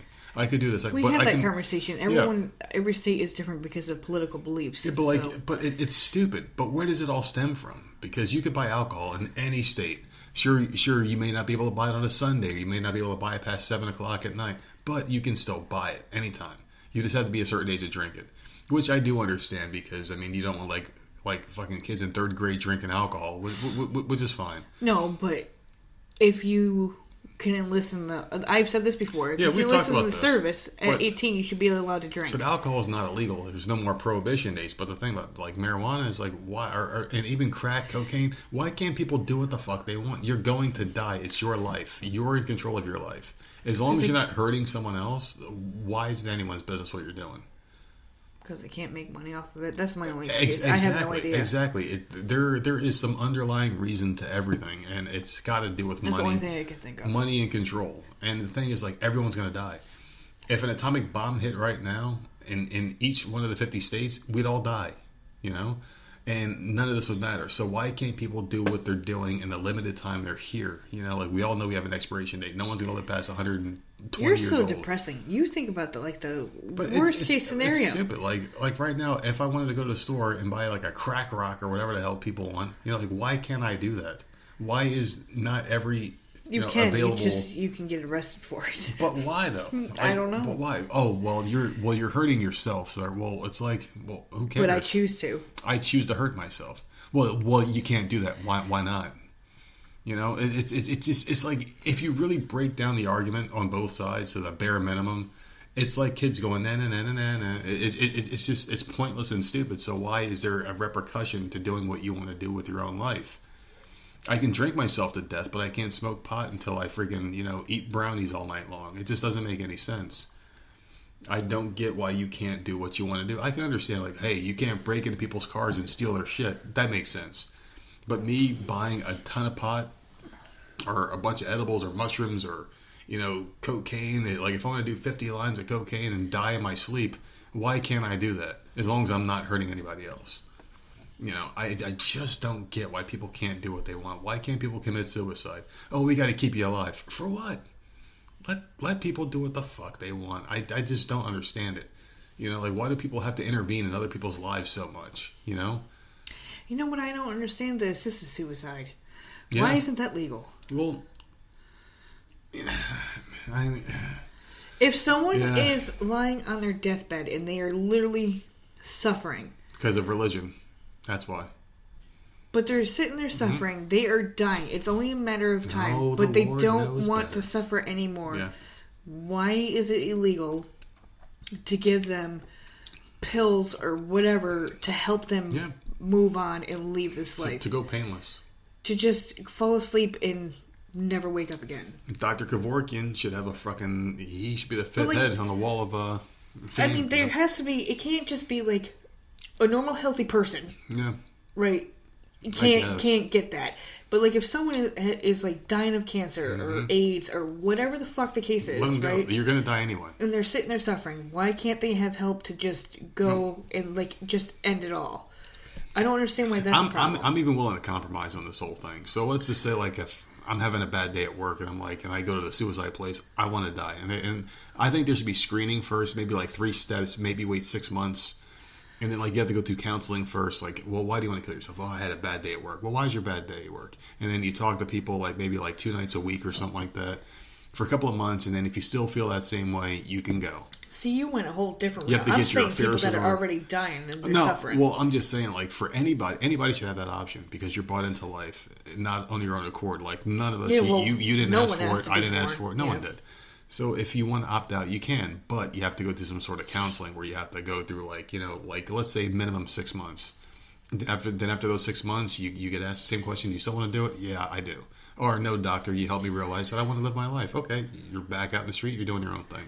But you should have that choice. Yeah, you should definitely have the choice. And if you want to go, you should have the choice to be able to do it a smooth, easy, painless It's like, well, how do you want to go? Just give me a shot in my arm. Why can't you just like throw something in my IV? So I just you just drift off and the family's sitting around the bed, exactly, and just fall asleep. I really think that there should be jobs for this. Like, all right, so you got your counselor. Okay, well, your 6 months are up, sir. How would you like to go, and what would you like to do with your finances? How would you like your family taken care of? What do you want? And then, you get your finances in order. You wear your suit. You go get your shot in your arm, and you're dead, and you get thrown on the ground or earned. Because, how many people are suffering? Yeah. For months and months and months. For no reason. Like, they can't breathe. Yeah. They're pretty much dead, but they're still breathing. But we string them along. But you string them along, or they're on machines, or whatever. Yeah. But God forbid the wife or husband tries to help them out and puts a pillow over their face or whatever, or slides them a couple pills. That's a murderer. Yeah. That doesn't make sense to me.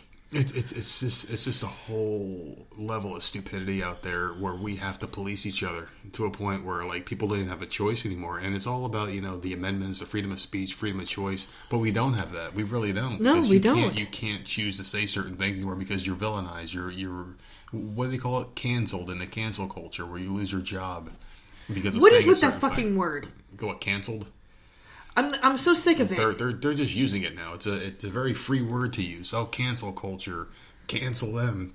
Listen, Yeah, I have a it's podcast stupid. that comes out once a week. It comes out every Thursday. Today is Thursday. It came out today.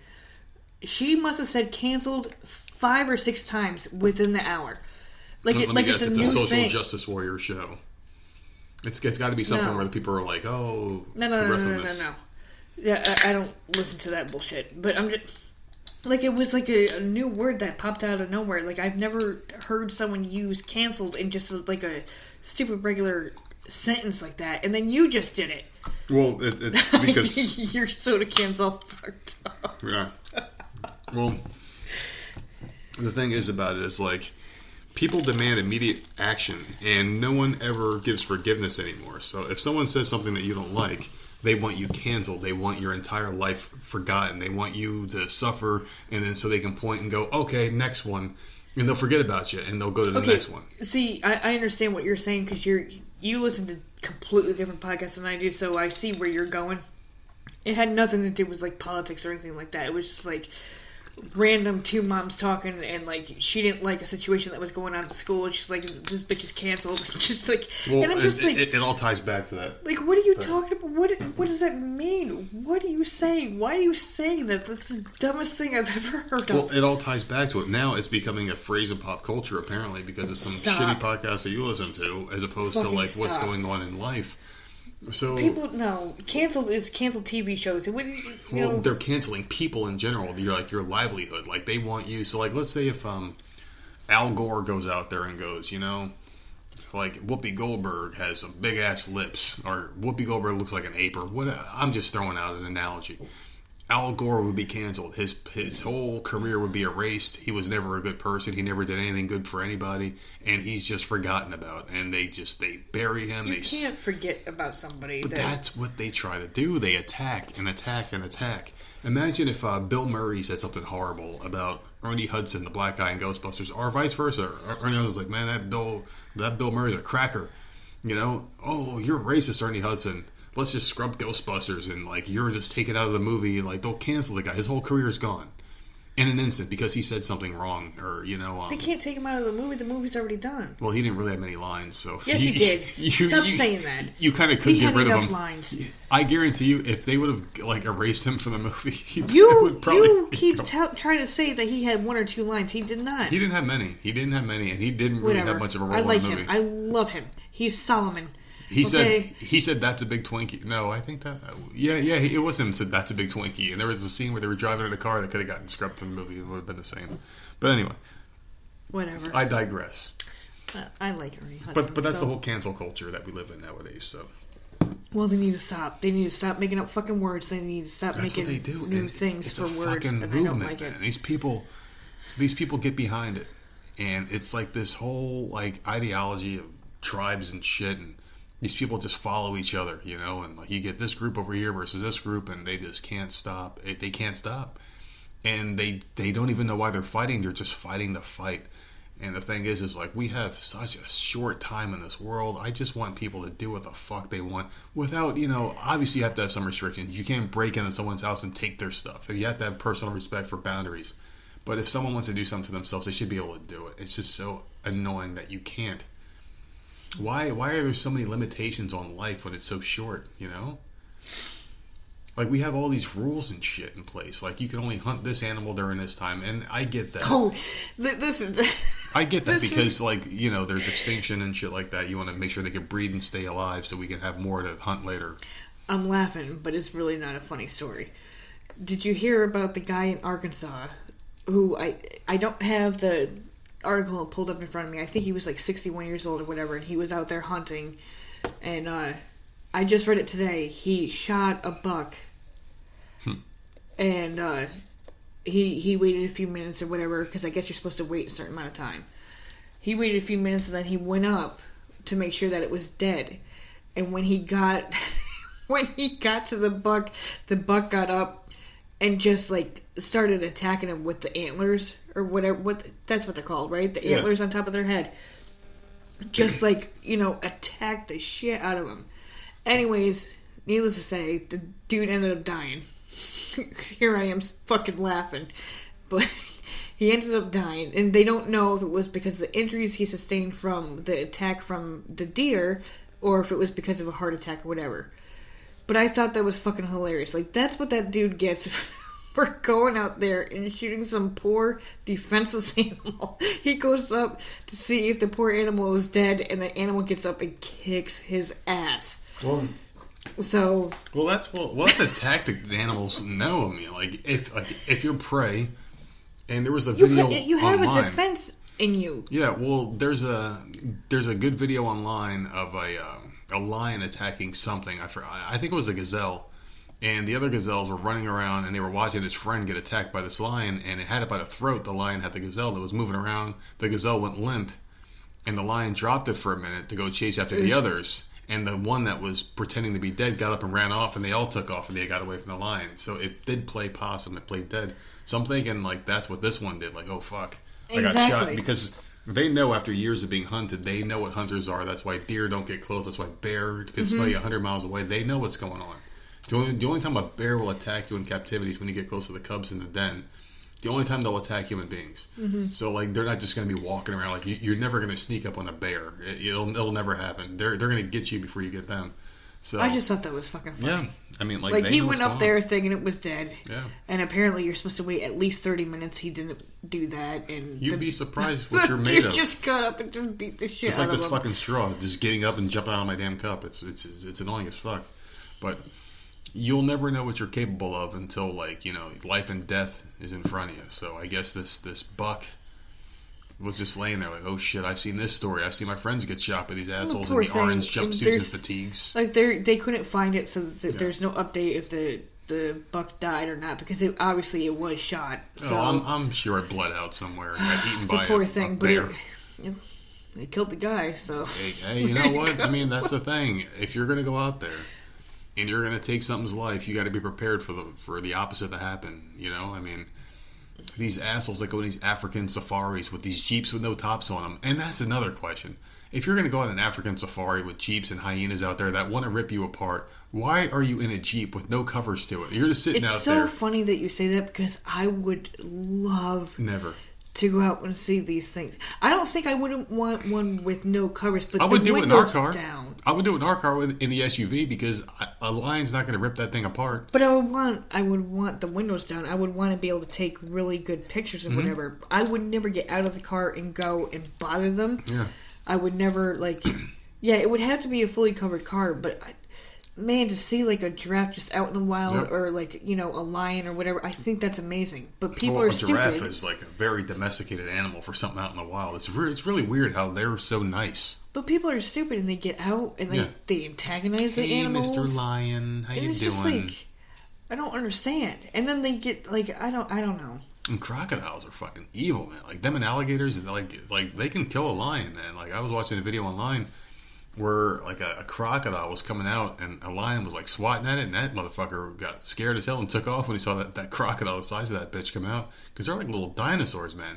They're like dinosaurs. They're the closest thing we have to dinosaurs out there right now. Those fucking crocodiles are huge. They got the mouths, and they're like prehistoric creatures, and they're still around, man. And fucking that lion was like swatting at it and saw how big it was. He was like, oh shit, he's coming out. Took off and ran to his little boys. He was like, hey, let's go get us a fucking horse or something to kill, or whatever the fuck is out there. And God knows where the hell that video was taken. See, I don't mind watching regular videos, but I can't sit there and watch National Geographic because they'll show animals hunting other animals, and I can't, like, that stuff I can't watch. I know that. Like, I get that. You watch The Lion King. It's the circle of life. Life eats life. That's just the way why do you think I don't watch this CGI one, or whatever the hell they want to call it? I can't watch that. And the thing if it's a cartoon, that's one thing. The only reason why we're so high up in the totem pole, the highest of the highs, because we have intelligence that they don't have. Like we have guns. We have cars. We've got things that make us better. Like, we're basically like cyber organic creatures because we can make ourselves better with parts. You know, like we can wear glasses to make our eyesight better. You know, if a lion has bad vision, it's not a true predator. It can't do its job to its best ability, but we can make ourselves better. But see, the poor lion. Yeah, but like we're basically like Terminators, you know, and in this world, like we're not robots, but we have abilities because we can make ourselves better than what we are. Like, if I lost a leg, I can get myself a fake leg that works just as good. It's like a robotic leg. A lion loses a leg, it's fucking dinner because it can't defend itself anymore. If I lost an arm, I can get a hook for an arm, like a knife arm, like fucking Merle from The Walking Dead, you know, or I can use a gun because I can't shoot an arrow, but that'll kill you just as quick. The dude from The Walking Dead, and I can't not remember his Merle. name. No, it's not Merle. He's there now. No, I don't. He lost his tell you. arm, and now he can change the top. Where like this week he had like some spiky Rick. ball. That was Rick in the comic. Yeah. Like, what the fuck? Like, I don't know. I don't watch that How do you bullshit. even make that shit, man? This dude just changes the top of the damn arm. So fucking weird. Yeah. I mean, so yeah, I'm pretty much done with this topic, but another topic I did want to talk about that just popped in my head now. So I was telling you at work the other day on exclusive for the Hami Media Group that there was a guy, and this is just another topic I wanted to talk about, just something briefly. Friday Night SmackDown was on the TV. We watched it on a DVR, right? We were watching it at work. And one of the older guys, he's like in his 40s, you know? He kept saying... He's not older. I'm going to be 40. No, he was in his 40s or maybe 50s. I don't even know. He's just older, right? And wouldn't stop telling us how fake it was, as if we were learning for the first time. Oh, shit, wait, this is fucking fake? Are you kidding me? This is fake. And he kept saying, oh, man, this is so phony. Look at the phony punches. This is so fake. It's like, shut the fuck up, you know? And the thing about it is, like, wrestling is fake. Everyone knows it, right? Oh, I'm playing my balls. I know. It's like, what the fuck are... Like, seriously, Listen, what are you doing? I'm just squeezing them up while I'm talking to you, okay? Jesus, thank you for bringing attention to it. Well, I try to whisper it. Well, you don't whisper it. Just don't pay attention. You should be used to it by now. Or reach under the table and help me. So anyway, the guy won't stop. And I think the match was like Roman Reigns versus somebody. And he's fighting the guy, and he kept, oh, look at how fake it is. And it's like, why is wrestling the only form of entertainment where you have to remind each other that it's fake? It's not like you're saying, oh, Santa Claus, you know what I mean? Or an Easter Bunny. It's like, why do you have to do that? Here's the thing. A few years ago, before we moved down here, like, both of us were all into the wrestling. Watched it all the time. Every week, every pay-per-view. And back then we weren't fast-forwarding. We were watching the whole thing. And so was my dad, who lived about 20 minutes away from us. And he would watch it every weekend. We would talk about it, you know, on the phone. And then I don't know if it was WrestleMania or what. It was one of the pay-per-views, one of the big ones. It was WrestleMania. And I'm just like, look, we have the network. If you want to FaceTime, you know, we'll put it on the TV. We'll face the iPad towards the TV. Yep. You can see it. He was so excited. Everything's great. I'm like, good. You know, we'll be at our house. He can be at his house. We don't have to deal with nothing. And he can watch it.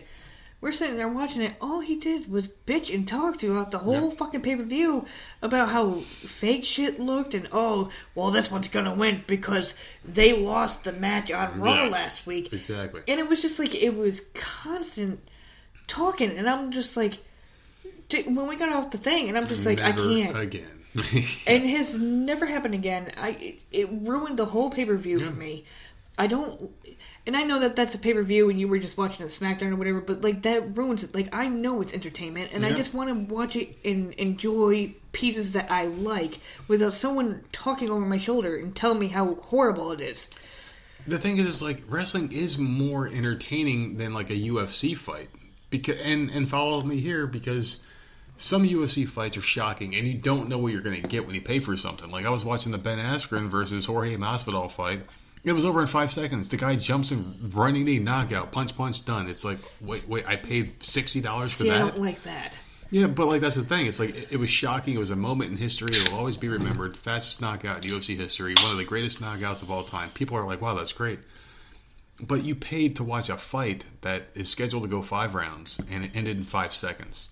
So it's like, would you rather see that, or would you rather see like Seth Rollins versus Brock Lesnar in some epic match? Sure, they don't execute it the right way all the time, but that's subjective, you know. But you're watching entertainment. You're watching the pageantry. You're watching fireworks, listening to the theme music, the crowd reactions, the hot women, whatever you are watching for. There's also a line. Yeah, oh yeah. There's a certain line where we start hitting 15, 20 minutes. I am now bored. Yeah. So, like, and that's just my personal opinion. Like, we get to 15, 20 minutes, I'm like, okay, how long is this match gonna go? Yeah. Like, okay, like, who's coming up next? And then I'll go out on the porch and I'll have a smoke or whatever. Like, you start getting to 40 minutes, like, I'm fucking done. I can't watch a I'm match over it longer than 10 and minutes. the fucking I match. can't. Because, like, I don't care if you're bloody or if you're being thrown off something. Like, please just end it already. Because, you know... Well, what they screwed up with is giving in to the fans. And I was a part of the problem when I was younger, because I used to go to this thing called CZW Wrestling in Sewell, New Jersey. And they would do like death matches, like bloody matches. Every match had to have blood in it, you know, and violence and kickouts. So I would pick someone up, jump off of the top of a roof through 5 tables, flaming barbed wire bats and fluorescent light bulbs. The person would kick out. The crowd would go, "Oh my God, I can't believe he did it." But if everybody does that, sure enough, you start believing, okay, well, they're going to kick out because you've seen it so many times. The problem with wrestling now is like they forgot their roots. Back in the day, Hulk Hogan would punch somebody a few times, give him the big boot, the big leg, done. And it's over. Over. But nowadays, he does it kick out. Whoa, Hulk Hogan's shocked. It happens every fucking match. When they start gearing up yeah. for that finishing move, people start cheering. They're like, yeah, you know, no matter who it is, they're like, okay, we know what's coming. And then someone kicks out and it's like, oh. Yeah. And it's like, why would you do that? I don't know. Certain things, and I hate long-ass matches. Like, 15, 20 minutes, I'm good. Yep. You want to make a 20-minute match? I'm okay. But after that, minute 21, I'm starting to lose interest. Like, please move Certain on. wrestlers were the exception to the rule back in the day. Like, The Undertaker would kick out of finishers, and he was the only one that was allowed to because his character was an undead creature, which was cool because I remember watching Undertaker and thinking this match is never going to end and thinking he was unbeatable. Because like Hulk Hogan would do the big leg and Undertaker would sit up and it's like, holy shit, we've never seen that before. But nowadays, everybody does it to everybody. And it's just like, all right, The Rock does the rock bottom. Oh, 1, 2, kick out. Oh, it's my not different. God. Super kick, stunner, kick out, kick out, kick out. Everyone's doing the same move. And it's just like super kick. Nothing special anymore. And I would rather have like Stone Cold go for the stunner, the person reverses it 100 times. But then when he finally does hit it, it's over. It has to be over. I don't want people to kick out of moves all the time because it really kills everything. And understand that, you know, nowadays in a society that we're in where things are predictable, where, he hit the stunner, it's over. 1, 2, 3, it's done. It does get predictable. But it's building anticipation to that moment is what wrestling forgot. Nowadays, there is no anticipation. It just ends and you're like shocked because it's like, okay, I saw 100 kickouts. Why is this one the one that did it to him? You know, like you can see the curb stomp, which is the move that should really fuck anybody up. Because anybody gets curb stomped, you're done. The F5, you know, like he F5s, you know, Seth Rollins 3 times in the match. Seth Rollins still wins somehow after 5 curb stomps. Sense. Yep. And it's like, what the fuck? But then he picks up Kofi in 1 second, who was the champion, who was dominant for a while. 3 seconds, 1 F5, and he's dead. It's like, what are they doing? Is that finisher more impactful on this guy than this guy because of why again? You know, it just doesn't make any sense. That move should put anybody out because it's his finisher. For 2 people who hate wrestling, man, that don't really care for wrestling, we talk about it a lot. Well, because you know, it's just there's just certain things, and we're not talking about wrestling per se. We're talking more or less what pisses us off. What pisses us off about it. We're not like covering it. We're just talking about it. You know, and I could talk about literally anything. Like we could talk about boxing and football. Let's talk about boxing real quick. How if I punch you in the face and you fall down, they call it a knockdown, right? But if, you know, this referee goes 1, 2, 3, 4, and they count to 10 that you know interval where it's a little bit slower, and then you got 1, 2, 3, 4, 5. It doesn't matter. So you can have a fast counting referee or a slow counting referee. So one referee can dictate a fight differently than another one. No one counts to 10 the same way twice. I can go 1, 2, 3, 4, 5. Can you or imagine 1, 2, if someone 3, went out there 4, as like 1 5. Mississippi, 2 Mississippi?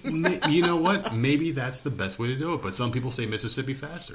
I'm from Jersey. I may say it faster than someone from Mississippi. 1 Mississippi, 2 Mississippi. I already got 1 Mississippi, 2 Mississippi, 3 Mississippi, 4 Mississippi.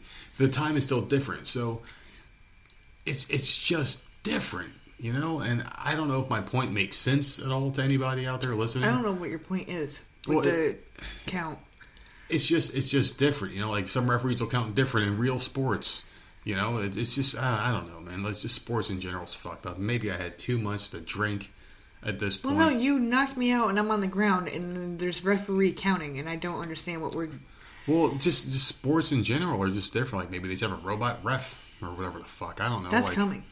Oh, yeah. There's going to be robots all over the fucking place. Or like some kind of standardized rule across the board. Like I like watching I used to like watching professional wrestling more because it was just different. The pageantry and all that shit. I just think, and we went way off the fucking base here because I wanted to ask you like why people take this form of entertainment so seriously as opposed to other forms of entertainment. Because if I'm watching like Saving Private Ryan and I'm judging it because the bullet's not real, well then why don't you watch a fucking war documentary based off of real shit, like real footage from real wars, you know? Oh, that'll be boring to you because it's black and white. Maybe it's the older generation. Maybe, who knows, man? It's just so fucking stupid. Because you're saying, well, no, he's not much older because I'm going to be 40, and you're saying he's between 40 and 50, right? Yeah, but he kept having to remind me that wrestling was fake, and I'm like, dude, I get it. I'm almost 40 myself. Maybe does he not like wrestling? Maybe he just didn't no, like because what was on TV. he knew everyone's name, which was funny. Okay, well then he knew like the Street Profits. You're like, the Street Profits are coming out. And I'm like, I don't know who the fucking Street Profits are. And he called them out. And I'm like, who the fuck are these guys? Those are like the crime time dudes, right? That are out there all hyped up and stuff. Because I think they're funny. But yeah, they keep saying they're fake. Like, dude, I get it. Don't be ashamed to be a wrestling fan. You could watch it. And I'll be like, okay, cool. You know, whatever. I don't give a shit. Don't having to keep telling me it's fake. Like, trying to reassure me like I'm like new to the secret. What happened to Crime Time? They didn't like each other in real life for a while, and now they're back and teaming on the Indies. Last I heard or read of them, they were fucking hilarious. They were those great, two. and they were over. The crowd loved them. Stealing women's underwear in the locker room and shit. They took Lita's stuff and sold it. It was so fucking good. It was. I love those guys. I wish they would come back. Like Me too. That was something good. That was back when we actually watched the whole fucking show. And man, that was some good shit back then. The storylines now are fucking boring. Well, I miss the days when Vince Russo used to write because it would be like a 10-minute match and a lot of storyline. Just shit that would like grab you and make you watch next week. But I'm done with wrestling, man. We keep talking about it, and I think it's because like we didn't plan for this episode. We just kind of just came out and said, hey, we're going to do one because we've been our schedule's been a little bit off lately, the past couple of weeks, and because I've been doing interviews and shit, and then we got linked up with our brand. Well, I'm not gonna say our brand new friends. They've been friends for a couple of months, but I mean, the Hameen guys, and now we're doing an exclusive show for them. So we're trying to figure out like when we're gonna record our shows again now, and we're just trying to get into a steady flow. And I think we don't want our thing to slack. Yeah, exactly. But we got to give them exclusives as well. Of course. So we're trying to find a way to. I love it. Record. Though. Yeah. Well, I love it because the numbers over there are good. Our numbers are great, and they've been really good. Like, our numbers have been very consistent. And the thing is, like, I remember when we first started the podcast, it was like 10 a day, and then it became, 15, 20, 30. It became like, and once we hit like 100 in one day, I remember we were celebrating. We were like fucking running around the house and shit. And then it became like, like 1,000 in a week. And I remember we said if we ever hit 1,000 in a day, it'll be a huge day. And then we hit that, and then it's like, okay, now 2,000, 3,000. And then more and more and more started coming. And, it's just been a really good thing that we hooked up with the Hameen guys after we hit like 1,000 or so in a day just to see like what would happen, And here we are doing exclusive episodes and making new friends. And it's just really cool, how this whole thing transformed. And it's just, you just don't know what's going to happen next year and the year after that, and however long we plan on doing this thing. And I guarantee you we're going to have all this weird shit on the table in front of us from switches and dials and things to turn and microphones and headsets. And eventually it's going to just get better and better. And that's what we aim for, I think it's why we're doing what we're doing. So we'll see what happens, right? Mm-hmm. You're just giving me that look right now. No, Those bedroom eyes. Oh my god. It looks like you're taking my clothes off visually right now. Believe me, I'm not. Oh. So. It's like you're You cracking that egg. You don't gotta worry. Inside. No, I'm I'm sitting here thinking, like, this kid has to wear orange tomorrow, and I don't think we have any orange anything. Wait, what the? Where the fuck did that come? It's like we're having a personal conversation. Because you were talking and I here. zoned out. Oh, Jesus Christ. So thanks for listening to me. You're talking about orange like our kid's a fucking construction worker. You know, like, she's not directing traffic. God damn it. It's for anti-bullying. Apparently orange is the color. Why orange? I don't know. But what girl has orange in their closet? Rachel Ray, the greatest woman of all time. Well, she loves gag orange. Me with a spoon with that. I'm going to gag you with something else soon. See, we're doing so good. Yeah. But no, I don't think we have any orange clothes, and it bothers me. The schools, like, it's just like, I just don't understand. Number one, when we were up north, the school colors were black and orange. Yep. So I got that. Mm-hmm. And it was like school spirit day, blah, blah, blah. And we were just like, these kids don't have orange. Let's try to find a black shirt that they have or black pants or something. Because they didn't have spirit shirts up there because they were seriously young. We moved down here, you know, we got them spirit shirts as soon as we moved down here. But now it's just like, okay, well, anti-bullying is orange, and then there's anti-drug, which is red, and then there's something for green. Dwarfism Awareness Month is green. And I applaud all these awarenesses. I get that. It's just like, dude, we don't have a rainbow of fucking colors in there. Well, and I just don't get it. Like, you're okay. I just listed off green, red, orange, and I don't know, some other fucking color. Those are all boy colors. These kids wear pink and purple. Well, the one wears black now, but like pink and purple. And what makes me wonder is the school has to pick out something that they know we don't have. For instance, the first year it was like hat day. The kids never had hats because they never wore hats. Okay, so we buy. They don't really care for hats, so we went and we bought. But then the next year it was a sports shirt. The kids don't like sports. So we bought them football jerseys. Once we got hats and football jerseys, they went away magically. Yeah, they don't do that. Yeah. Then now you got to get this color. They didn't have that color. We went and got like a brown T-shirt. I found brown after looking for them. Yes, I know. They don't wear brown anymore. Get school God. T-shirts. Spirit Day. We buy school T-shirts that fit them. We don't do that as much anymore now. They do it. Well, no, they do that the first Friday of every month. It's like we're being trolled. But if we bought every color of the rainbow, there'd be something else. Okay, now you need a pirate bandana. It's like, what the fuck? So I don't know. I'm just like, tomorrow is orange and it's anti-bullying, which is completely fine. But I don't think I have a scrunchie. I don't think I have socks. I don't think I have anything. Anything. There's nothing in this house that's orange. For them to even have. We don't even have orange clothes for them to even have, like, nothing. No. So. I think I have a shirt with orange on it. The Becky Lynch shirt. But it'll probably be massive. Well, no, yours might not be massive on her. You get everything in small. Yeah, I don't know. It's just really strange how, like, the school knows what we don't have and aims for that every year. Okay, so they got this, they got that. How about we do this instead? You know, and there you go.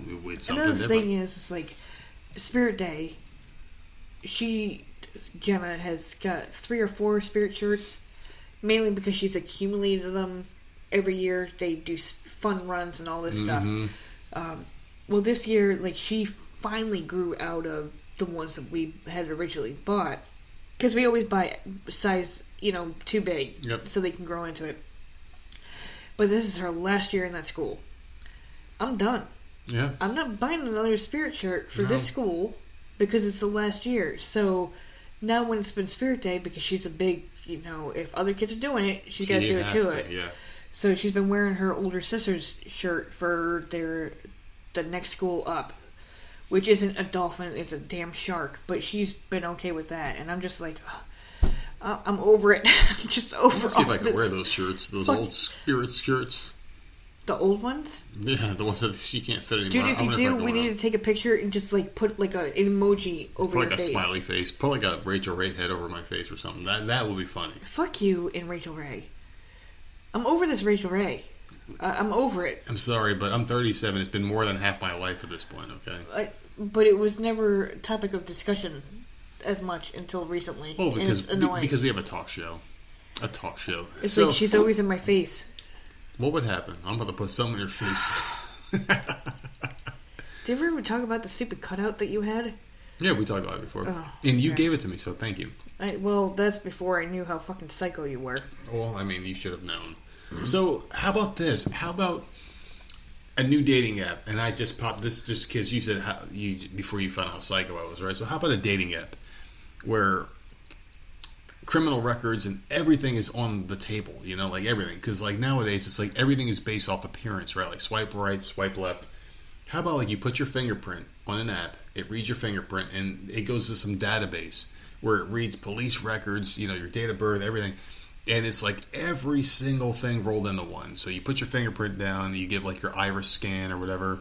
You may have to give like a blood sample or like a saliva sample, and it checks your database. So if this person murdered someone, if you raped somebody, if you did this, if you went 5 miles over the speeding limit, what his nationality is, where his 23andMe, what his family is, if he has kids anywhere else in the world, all this shit gets put into one thing, and you have this detailed like 50-page fucking essay on somebody that you're interested in. You know everything about him. He speaks 3 different languages. He dropped out in middle school. Whatever the fuck. He played football. She did this. She lost her virginity here. She got a period at this date. Oh my God. I'm talking like a detailed report. Like, you know everything they did. She could do a split. She could suck dick. Whatever. Oh my God. As long as she there's swallows. As long as there's a fingerprint and a DNA drop. Yeah. I would need, like, seriously, because I'm like, not even be funny. If somehow we separated, I could never do I couldn't. an online, I don't trust people, so to do, I don't know how people date now. I don't know how, because we've been together so long. We've gone through different systems. I mean, back like, in, like, MySpace days, there was no dating apps back then. No. And I can't imagine just meeting a complete stranger. I couldn't do it. Just, like, at a random bar or whatever. Yeah. I would need to know, like a Carfax. I need, like, every single little detail. Or just randomly meet someone at work or something like that. Like, you can't just meet a stranger at a fucking... I think, like... If we broke up today and went our separate ways and we fast forwarded 6 months down the line, I would meet somebody probably at like a bar or like out and about. You would probably meet someone at like a new job because you'd have to start working again and shit. You'd probably meet someone at work. I would probably meet someone out and about. Like, I would just go somewhere and meet someone like a gym or like a fucking bar or something like that. And I think that's how we'd do it. I don't think we'd go on dating apps because I could never. I've had this conversation with coworkers because, like, I work with younger people that teach me words like yoke, clap it out, and shit. And they are always on their little swiping things, and I'm like, they'll show, hey, look, what do you think of this one? And they swipe this way or that way, and I'm like, dude, I don't know how I don't know how you do it. I don't know how I would do it. I could never do that. It's so impersonal. For you, like, and I know this is like a whole catch-22, and I understand that. It's so impersonal. But in my opinion, I think it would be easier for you because you're a man, and I know that's a catch-22. There's psycho women out there. I get that, but like as a female, I could never just swipe left or right on somebody and then go and meet them somewhere. I would be fucking horrified. So I don't know how people are doing it. Like, I would be like, I would need someone with me, or like someone on speed dial, like my hand is on my phone like the whole time. One guy told me, and I'm going to protect his name. He was a guy that I used to work with, and he told me this when I was still working with him. A horror story that he had, and he was, swiping right and left, and he was drunk one night, and he drove to some woman's house. I can't remember exactly where. And I'm going to tell the story bad. Maybe he'll tell it himself if he wants to come on the show, because he did tell me he wanted to come on and promote a website he's trying to work on. And he was swiping right and left, and he found somebody. He was single at the time, and the girl looked pretty good. And he went to her house, and he's, it's some house like hours away, like 2 hours away, drunk and driving for 2 hours, And he gets to some house, knocks on the door. He's starting to sober up a little bit by now, and he goes to the house. He knocks on the door, and some like disgusting woman answers the door, overweight, looks kind of like the girl in the pic about 50 pounds ago, And she answers the door, and he's like, fuck it, I'm here. He goes in, and he like starts flirting around, messing with the girl and shit. And then he hears like crying in the other room, and it's a baby. And the woman doesn't check on the baby. And no. And he was kind of drunk, but not drunk anymore, but just like, all right, I came here for something. And I don't remember if they had sex or not, but he did spend the night, I think, and left the next morning. But it's like, for you to pick up a woman on a site like that, you have to figure, and my way of thinking has always been this. Most women can go to any bar in America and pick up a guy and leave that night. But most men have to really try and wine and dine a woman, and they'll go home empty-handed 9 times out of 10. You can't like what? I'll tell you what. If I went to 5 bars in Myrtle Beach, I'll probably come home empty-handed. Bullshit. Bull fucking shit. And you know what? If we weren't together, I would bet you on that. But I don't want you going out there trying to pick all these fucking women out. I'm just being honest with you. I think that's a bold-faced lie. I mean, like, I think that's a bunch of shit. I think if I went to like 5 different bars in Myrtle Beach and was given 1 hour time limit, okay, and I can't pick up a prostitute, it has to be like a legitimate working woman, like a real woman, smart, intelligent person. I don't think I could bring anything home. Okay, see, now you're putting restrictions on it. Now you're saying I can pick up an hour. Anybody can pick up a prostitute. Well, but no. Now you're saying I don't care about the prostitute thing. You're saying only an hour, and it has to be a smart, intelligent person. You're like putting all these things on it. You can go to a goddamn bar and pick someone up. How about a single woman that's looking but has standards? You know, because like anybody. Okay, so then move on to the next chick down the bar. Oh, fuck her. I could try every single one in the bar, but come home empty-handed. I think a woman has a greater chance. I think a woman has a greater chance of picking up a dude at the bar because most guys are just. I just want to fuck something, you know, and aren't looking for like a relationship. I think most women that go to bars and swipe and shit are looking for relationships, unless they're desperate and stupid. And that's what the guy that I was working with found. He went he went to a woman's house and she had a baby that was crying. Didn't care about her own kids, so she was obviously and at that a low point, life. Like he should have left, but he was drunk. Yeah. So number one, he shouldn't have been in the car driving while he was drunk. But she was a low life, obviously, you know, and like that's the kind of woman that you pick up.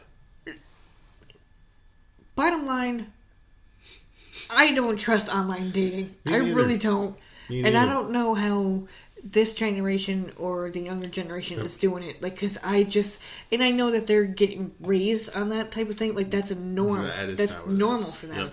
Yep.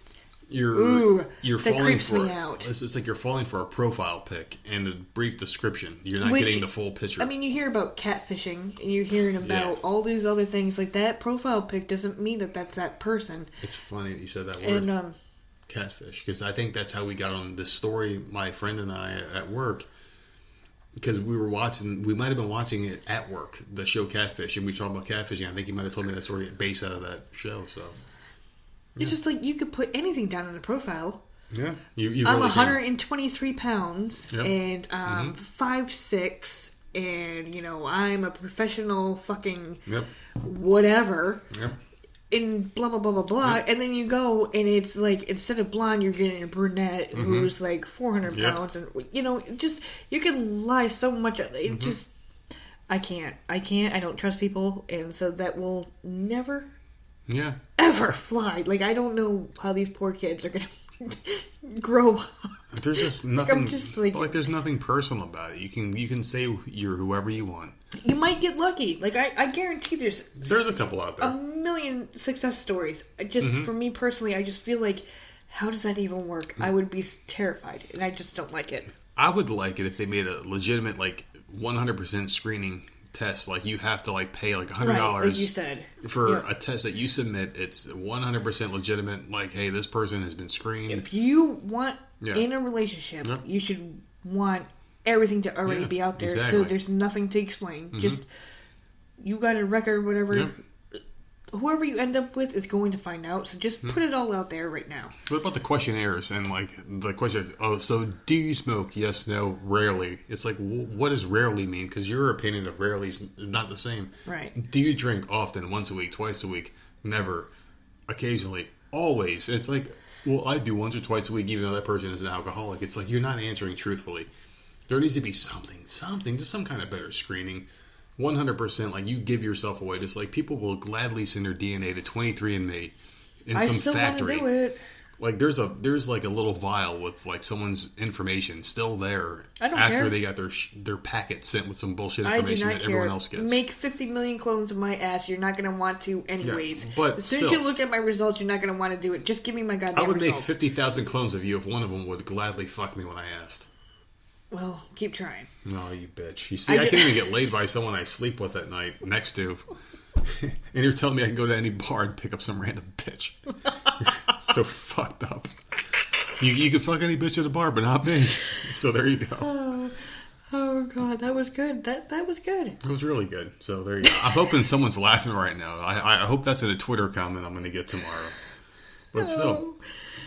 But like I said though, it's very easy. That's really good. I mean, the thing is like every guy that goes out to a bar with their friends and like splits off and is doing that stupid fucking that head bob thing where they're listening to a song is on the hunt for cunt, and they'll get whatever they and First they'll of all, get. stop right now. They'll get whatever they can get. Don't ever say that again. The hunt for cunt. That's the most horrific thing. Why is everything that you say about women something disgusting and It's nasty? not. No, it's not because I give women more credit than I ever give men. And But every stupid new word that you have is nasty, and then you just said "hunt for cunt," and that you is just said it. It sounded really cool, and you said it. But it's still, disgusting. But like, why? My point is, our parents' generation and the generation before, Mm-hmm. like you had to go out and actually meet someone like on your own. Like people can't get off their fucking devices anymore. I guess. Like meet someone normal. Well, like the point that I was trying to make was like most men are out there and they're trying to get something. They're leaving with the No, they're intention trying to get laid. of having sex. Yeah, that's all most, they want. Most women just want to meet someone nice that they can call later. Exactly. So- Women want a relationship. Men want to get laid. But you're proving my point because if a woman wanted to go out and get laid, she can go out with any guy in that bar and leave no matter how she looks. She can leave with almost anybody she wants because guys are looking for a certain thing. And women in general, I think are more empowered in the dating scene because they have more choices, more variety. Men are just trying to get anything they can and they fail because women have standards and they want something. They want someone who has this, they got that, they got this, they got that. And they know that they can be beggy and choosy because they can get whatever they want. You know, they can get pretty much whatever they want. If I was a girl, I can go out to a club and be like, all right, no, let's go to the next one. And then come home with whatever you want. A guy can go to 10 different clubs and strike out every single time and be like, fuck, I'm jerking off tonight. You know? Or get drunk and end up getting into a fight with another guy. Obviously, you don't have swagger or something. No, You no, got I'm nothing. telling you, it's true. If you're coming home by yourself, then you ain't got no damn game. I don't think game has anything to do with it because women don't have to try. A woman can sit at the bar by herself. See, I don't believe that. You're not going to see some fucking fat slob just sitting there and like tossing her hair over her fucking shoulder and be like, "Yeah, I'm gonna That's pick, what you call. I'm gonna pick that Brad Pitt looking dude, and we're gonna walk out of here." That's what they That's call. not gonna happen. That's what they call last call at the bar. Like, man, I'm striking out. I'm taking that fat bitch home, and that's what they do, man. That's what they do. That's what they call. That's what they call. Happen. That's what they call the last call chick. And you see it more often. Like, why do you think like you'll see like you're walking through Walmart, right? And you'll see some like, I'm not saying like a great looking guy, but like you'll see someone who's like kind of in Random shape couples? with some huge pig. But we've also discussed this before, where there is someone out there for everybody. There is. Somehow they met, and like their personalities match. Or maybe she got pregnant and never lost the weight after she was hot at one point. You don't know. Oh, for fuck's sakes. Whatever. There's someone out there for everybody. There is. It doesn't matter. And how did we get on this I don't fucking know, man. We've been talking about this. It seems like the time just blew by. We're at a little over 2 hours almost now, and we've been talking about weird shit. Yeah. Shit. Weird ass shit. Okay. Well, that was a good topic because I can talk about that for a long time. I just don't trust it, and I guarantee a lot of our listeners go out there and use all those apps, and we just don't connect with it. And I'm not making fun of the apps because it obviously has led to success. Because I have trust issues. I can't personally. I couldn't do it, and like I don't know how they do. We've talked to a few people. Yeah. About that, like, how the hell do you date nowadays? And everyone is just like, "Oh, well, I'm on this app." I'm like, "Oh, that's weird." The first thing I would do is probably go out to a bar. No, actually, no, because I wouldn't want to meet someone at a bar. I would probably go to a bar and drink, but I wouldn't want to meet somebody. It wouldn't be with the intention.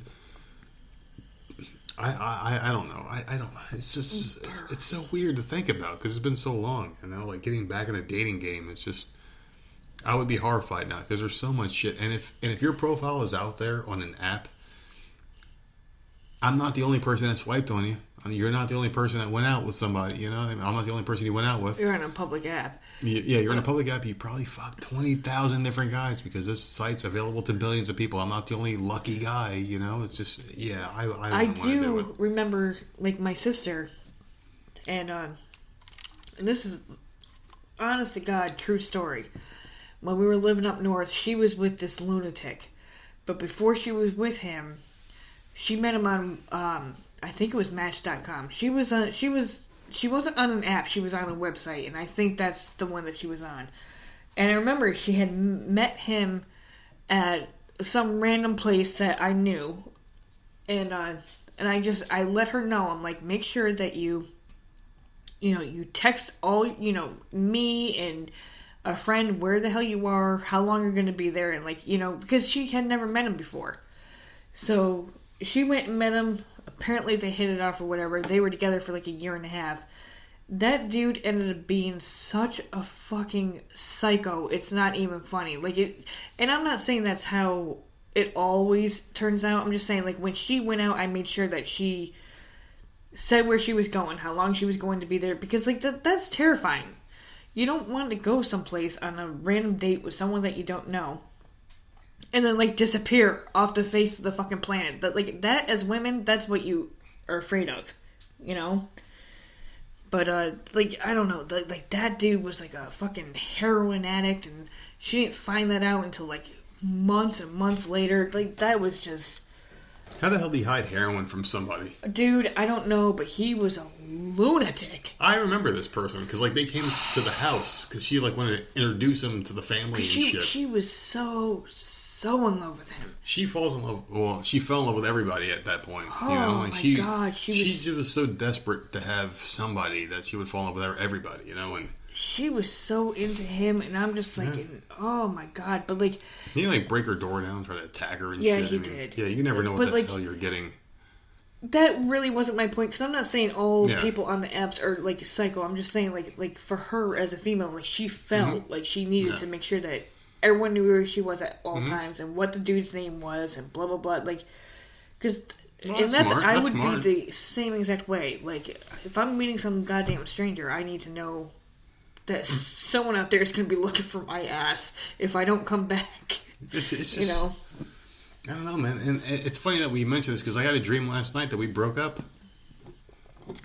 But that's not abnormal. You dream that shit all the time. No, not that shit. I dream shit all the time, random shit. No, you dream about us getting into arguments and breaking up quite a bit. Well, I had a dream that we broke up, and I remember it was a good breakup, and we had some and. Was a good breakup this time. No, it was a good one because we had this apartment in this dream that we've had in multiple other dreams that I've had over the years.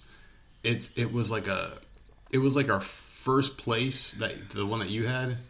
Okay. It was like that, but it was much better. It was bigger. It was nicer, but it was the same kind of scenario. You walk up a bunch of stairs, but it was a lot bigger. There was a lot more room, and it was a much nicer place. And we broke up, and you weren't in most of it. It was a phone conversation we had, and you were I'm already at my dad's house. I'm going to be back at the house. Make sure you're gone and your shit's gone. I'm all right. Whatever. And then we talked about the kids for a little bit, and then you were all right. And the kids came. I took them with me to see my family, and then I sent them back to you, and we were okay. We were talking. Sent them. No, I don't know. In a dream, the kids just fucking teleported back. I don't fucking know. It's a dream. And then, I remember, trying to figure out, what the hell I was going to do with the rest of my life. And then I, transferred jobs. I was working at a supermarket. I transferred supermarkets to New Jersey from New York because, of course, we were still there, and it wasn't South Carolina. And then I remember, just trying to figure out what the hell I was going to do. And, I was well, my kids aren't here. I don't want to be a weekend father. And I was, trying to figure out, what I was going to do with the rest of my life. And then I was talking to, some random person, and then I moved with them. It was just a weird fucking dream. And I woke up this morning, and I felt weird, what the hell happened? And I realized it wasn't true. And I'm oh, thank God. But it was just... He goes, thank God. It was just a weird. He's probably like fucking- waking up. Oh fuck! I'm still with this here. bitch. I hear the kids screaming in the other room like, "Oh fuck me!" He But like, I was in goes, like Fort Lauderdale and shit, and I was having like a good time, and I flew down Yeah, there. you were having the time of your life. No, I was having like a good time, but then like I remember it was just a weird dream. It was like all over the place. But like I've had this dream before. Oh But just- God! and, like, and there is someone out there that's a dream reader or something. Yeah, I don't know. Gonna email. It's gonna be like, man, Yeah. you need Oh, to please. you need to leave that bitch. Please Your do. dreams are telling you need to No, run well, for the hills. Fucking Sylvia Brown back from the dead. That fucking lying bitch. She made millions of dollars off of telling bullshit to people. Listen, You know? I believed every fucking word out of that bitch's mouth. I I know. bought every single book she ever fucking wrote. Not for dumbasses like this one, obviously. Go ahead.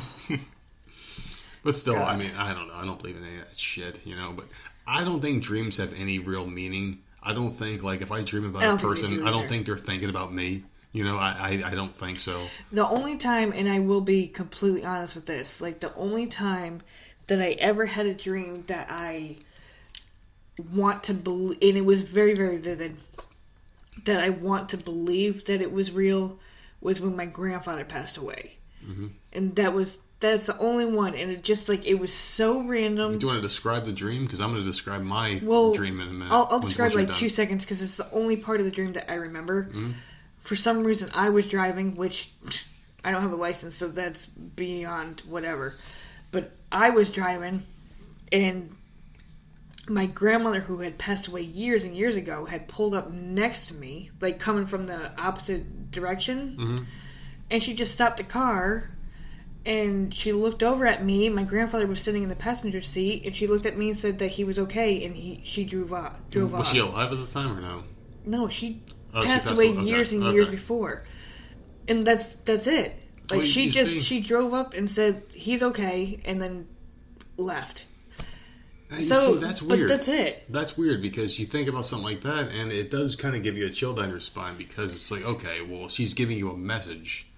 That was the only like I mean I dream obviously, but like that was the most. That's the one I remember the most. It's because I was very very close to both of them. Yep. And it just like it was just out of the blue that fucking dream like popped up and whatever, but I still remember that. As I grow older, mine has less and less meaning because at the time it was the most intense dream I ever had, and I'll tell you about it. I was in high school, and I remember I was spending a lot of time out of school at this point, and I was at this house that I was in with my family, and I lived with my mom at the time. I was like 17 years old, and I remember falling asleep on the couch, and I woke up almost instantly, but I was in the dream. And it was so real. I felt pain in this dream. I never felt pain before in a dream. And I remember waking up, and there was like that nuclear stand by thing on the TV. You know, it was like black and white, like the bullseye in the middle. Stand by, wait. You know, like there's going to be a public address coming on soon. And it was like an old 1960s radio voice, like, ladies and gentlemen, we have an announcement from the President of the United States of America. And it said, please roll down your windows, get somewhere safe, get under something because the bomb is coming and it's going to end us all. And I'm like freaking out, like, what the fuck's going on? And everyone was screaming in my house, and we were all trying to like get somewhere safe inside the house. And then all of a sudden, before we realized it, they said like the bomb was going to hit in a certain amount of time, and on the screen they were like monitoring when it was going to hit. And it was like 12 minutes, 11 minutes, 11:59, 11:58, and the time was ticking down in real time in my dream. And everyone's going under tables, and they put sheets and blankets on top of each other. We're saying goodbye, we're crying. And I remember feeling like raw emotion in my sleep. So in my sleep, I must have been tossing and turning and feeling like some kind of emotion like I was feeling in the dream. And like a white light hit when the clock hit 0. And it was like a flash of light. And I remember hearing screams. And there were like people's faces and like their skin was melting. It was like a white light that hit when the bomb hit. And I could see it falling from the sky. It came from like the left side and it hit the ground. And you hear screaming, like absolute screaming, and you hear explosions and shit. And then I woke up in the dream, and my skin was all burned. It was bloody, and it was fucked up. And I knocked off like a scaffolding or something, like a piece of the roof from the house. And I was trying to find my family, and they were like dead. But of course, like you live in your own dream. You're like your own personal hero and shit. And I'm walking around and I was like stumbling and my clothes were like burnt to my skin, like fuse grafted to me because of the, like the heat or whatever the hell the bomb did. And there was nothing. It was just quiet. It was like broad daylight. The sun was up and everything was fucking gone. This, whatever the hell it was, killed everybody. And I'm walking down the street and I'm screaming for people, but no one was there. And it was the most intense dream. Like, I woke up, when I finally really woke up, I had cold sweats. I was like drenched in sweat. I felt the same pain that I had in the dream from getting burnt up by the bomb or whatever hit. And I woke up and I remember telling everybody about this dream. It was the most intense feeling I ever had in my life, was that. And I've had other dreams in the past too, where I felt like a tickling on my spine, and I wake up and I felt like I was being tickled. Like I would feel it after I woke up, like fingers touching my back. See, the only thing like I get, ghost. like that type of thing, because the most vivid dream I've ever had was the one that I just said with my grandparents. But Well, that's just creepy. That's really creepy. well, no, because it actually made me feel better. Like, and I'm not the one that to say that like, oh, I believe in this and I believe in that, but like that made me feel better. But like, I've had dreams, or like I'll be like half asleep, like not really asleep, but not awake either. And like I'll jump because I feel like I'm falling. I get those all the time. I get that once in a while. Like that's the only thing where like physically I feel something, and like I'll jerk awake. I hate that feeling. That feeling is like the fucking worst, because I feel like I'm like dying and like I'm falling somewhere, and all of a sudden like I'm wide awake. I get that a lot too. I don't get like tickling or like an ache or anything. It's just that falling, and it does happen like 3 times a year. I hate that. I haven't gotten a tickling one in a while. I haven't gotten a falling one in a while, but it does happen like more often than any other dream anymore. Where like I'll just jump up, like my legs will kick, jerk awake, my or whatever. body will jerk. It happens a lot more than anything else. Like Your heart is like fucking racing and shit. Like maybe once every other month. So I would say maybe 6 times a year that happens. Then. See, I hate it. this brings me back to Sylvia Browne, because Sylvia Browne, when I used to read that her books, would say that when you're sleeping at night, you leave your body. And she's just a dumb bitch. I know, but this is what I used to believe, right? You would astral project into whatever. No.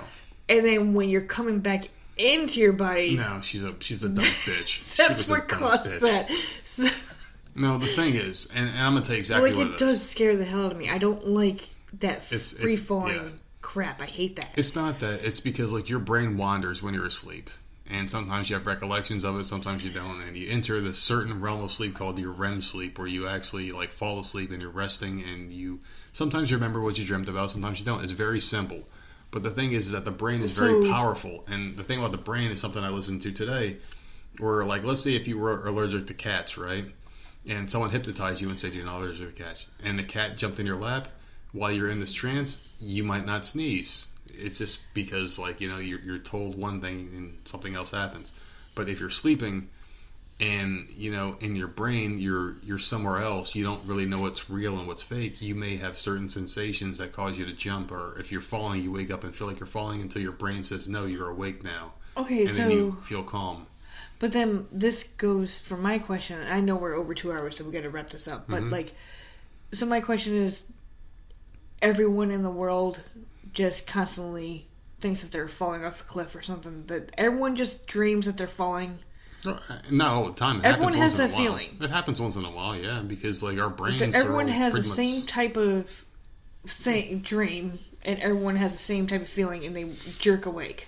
Our brains. There's got to be an explanation. Our brains are pretty similar, and the explanation is because, like, people do have this certain dreams, and it's not like not everyone's dreams can be the same. But people may have similar, scenarios, because we all have the same suggestions in life where, we all watch Superman, we all watch Batman, we all watch, Walking Dead, or we all know what this is, we know what that is. Mm-hmm. So we all have these suggestive thoughts in our head where we may just dream about it once. Some people may dream about it every night. Not everyone's brain works the same, but you may have that one common scenario where, hey, I fell once in a dream. Hey, I fell every night in a dream. I've done it twice in a dream, because we all have that same experience somewhere deep in your subconscious. So when you're sleeping, that's a feeling I fucking hate. Like, I've had dreams where I'm flying, And the dreams where I'm flying, I don't actually fly like Superman, where he flies effortlessly. Like I'll get a running start and I'll sprint and I'll jump and I'll glide in the air like Mario from Mario 3. How do you remember so many dreams? Because this happened to me a lot. This has been a constant reoccurring dream where I can fly. I can't I barely remember my dreams. That's the one vivid dream that I have. I don't remember fucking what I dreamt last night or 6 months ago. I remember one, and maybe because it impacted me so much. Certain ones keep coming back. But like I don't have dream. I don't know what the fuck I did in my dream. Like I'll run, I'll sprint, and then I'll just jump in the air and I'll just so weird soar. that you can And remember I'll that soar. shit. I'll be above the trees, but then I'll start coming back down. I can't get back up until I hit the ground, run, and then jump again. And then I'll soar some more. It's like Mario from the Mario games with the raccoon suit where he like whip the tail and fly, and then he come back down. Do you dream in color or black and white? Because that's a thing online too. Color. See, I've always dreamt in color. I've never dreamt in black and white. Well, at least, Never. what I remember is color. I don't think it's ever been black Sometimes and white. sometimes different languages. But I've never in dreams. What? Sometimes different. It's rare. What is wrong with seriously? Sometimes different languages. Well, because you're bilingual. But so sometimes like it'll be like languages I've never even heard before. Like, okay, well then I weird don't know shit. how to explain that. Like I've had a dream where people were speaking French and shit, but I don't know if it was real French because I don't speak French. But they were like saying shit. Sometimes in Portuguese because I know a little bit of Portuguese because it's like loosely based with Spanish and Italian. Weird shit. You dream weird. I don't know. You're on some type of psychotic or something because there's just a lot of weird things, and we can go in many different directions. I know, and this is getting way too late. Some people say that like if you're bilingual, you are bipolar because like you're speaking one dialect one way. No, and the reason is because like I don't know if you've ever seen people speak. I can speak to you in English in one way, but then if I speak a different language, my mannerisms will change, my face will change, my hand. There's just a whole different way you can go, and they say, well, it's like two different people speaking because you change everything about yourself when you're doing it this way or doing it that way. There's really? Just there's a whole lot of shit to go into with this, man. We can go like 5 hours, but we've hit 2 hours. Well, why the fuck didn't you bring that up at the beginning? Because that's more interesting to me than whatever the fuck we were talking about before. Not really. I mean, people. I've never heard that dreams. before in my life. Well, how about you write that down, and we can table it for next time. Fine. This is like a to be continued episode, you know?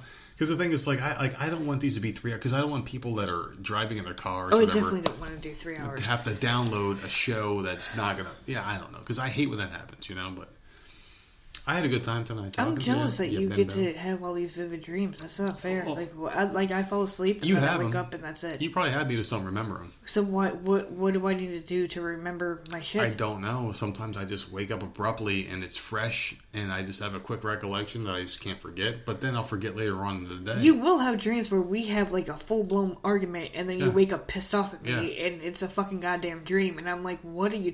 You're like, "Did we argue last night?" I'm like, "No." I'll have those a lot. I know you do. Someone is out there seriously listening to everything you dream about. They're like, well, I've had dreams about like episodes of like The Walking Dead that I'm in that never happened on TV, but like I'm in it, and then I'll fall asleep, and maybe 6 months later I'll have part 2 of that dream. You also have dreams where you kill Freddy Krueger. So no, I haven't had a dream about Freddy since I was a kid, and I know, but that's what I'm saying. We killed him in that one last dream, and he never came back. So like we beat him, and I guess like my brain said, "All right." I don't know how you have these type of dreams. You know, like my brain said the end, and that was the end of Freddy Krueger in my dreams. So I had other dreams that just kept coming. Maybe that's what you need to look for is a dream expert. Maybe. Reader or something. That would be a good interview. I think so, and I'll talk about my dreams, the end of the world. Because whoever she is, she's gonna be running for the hills. She's gonna be like, we'll see. You know what? You need some this is too much. Weed. That's what they're gonna say. This is too much for me. And it's too much for all of our listeners tonight, ladies and gentlemen. We gave you guys about 2 hours of our time, a little bit more than that probably. And you know what? We're going to be back again because I'm on vacation next week, and there's going to be a lot more shows and entertainment and things that you can hopefully relate to. You can find us on Twitter at Voices of Misery. Gmail is Voices of Misery Podcast at gmail.com. Facebook is at Voices of Misery.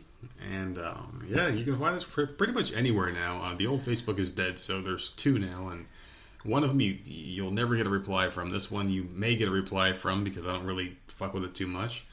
But anyway, ladies and gentlemen, this is the Voice of Misery podcast. We're going to be doing more episodes, coming up because like I said, I am on vacation, so we got some more shit coming up. You can also check out our exclusive episode this Sunday at 1 p.m. Eastern Time on Sunday, that is, at the Hacker Hameen media brand, hackerhameen.podbean.com. You can check out all their links on last week's episode, which should still be up there on the main page. It did really good downloads. We appreciate everyone for checking us out. We hope you guys come back again this week and next week and every week after until they get sick and tired of us and boot us off the brand. We hope that doesn't happen because we love them and we hope they love us too. Ladies and gentlemen, it's the Voice of Misery podcast. Do you have anything you want to add to this? Nope. Jesus Christ, can you at least give me more than one word? Nope. All right. We'll talk to you next time, guys. Later. Hey everyone, this is Stevie Richards. When I'm not doing Stevie Richards Fitness, well actually when I am doing Stevie Richards Fitness resistance band training programs, I like to listen to my friends on the Voices of Misery podcast.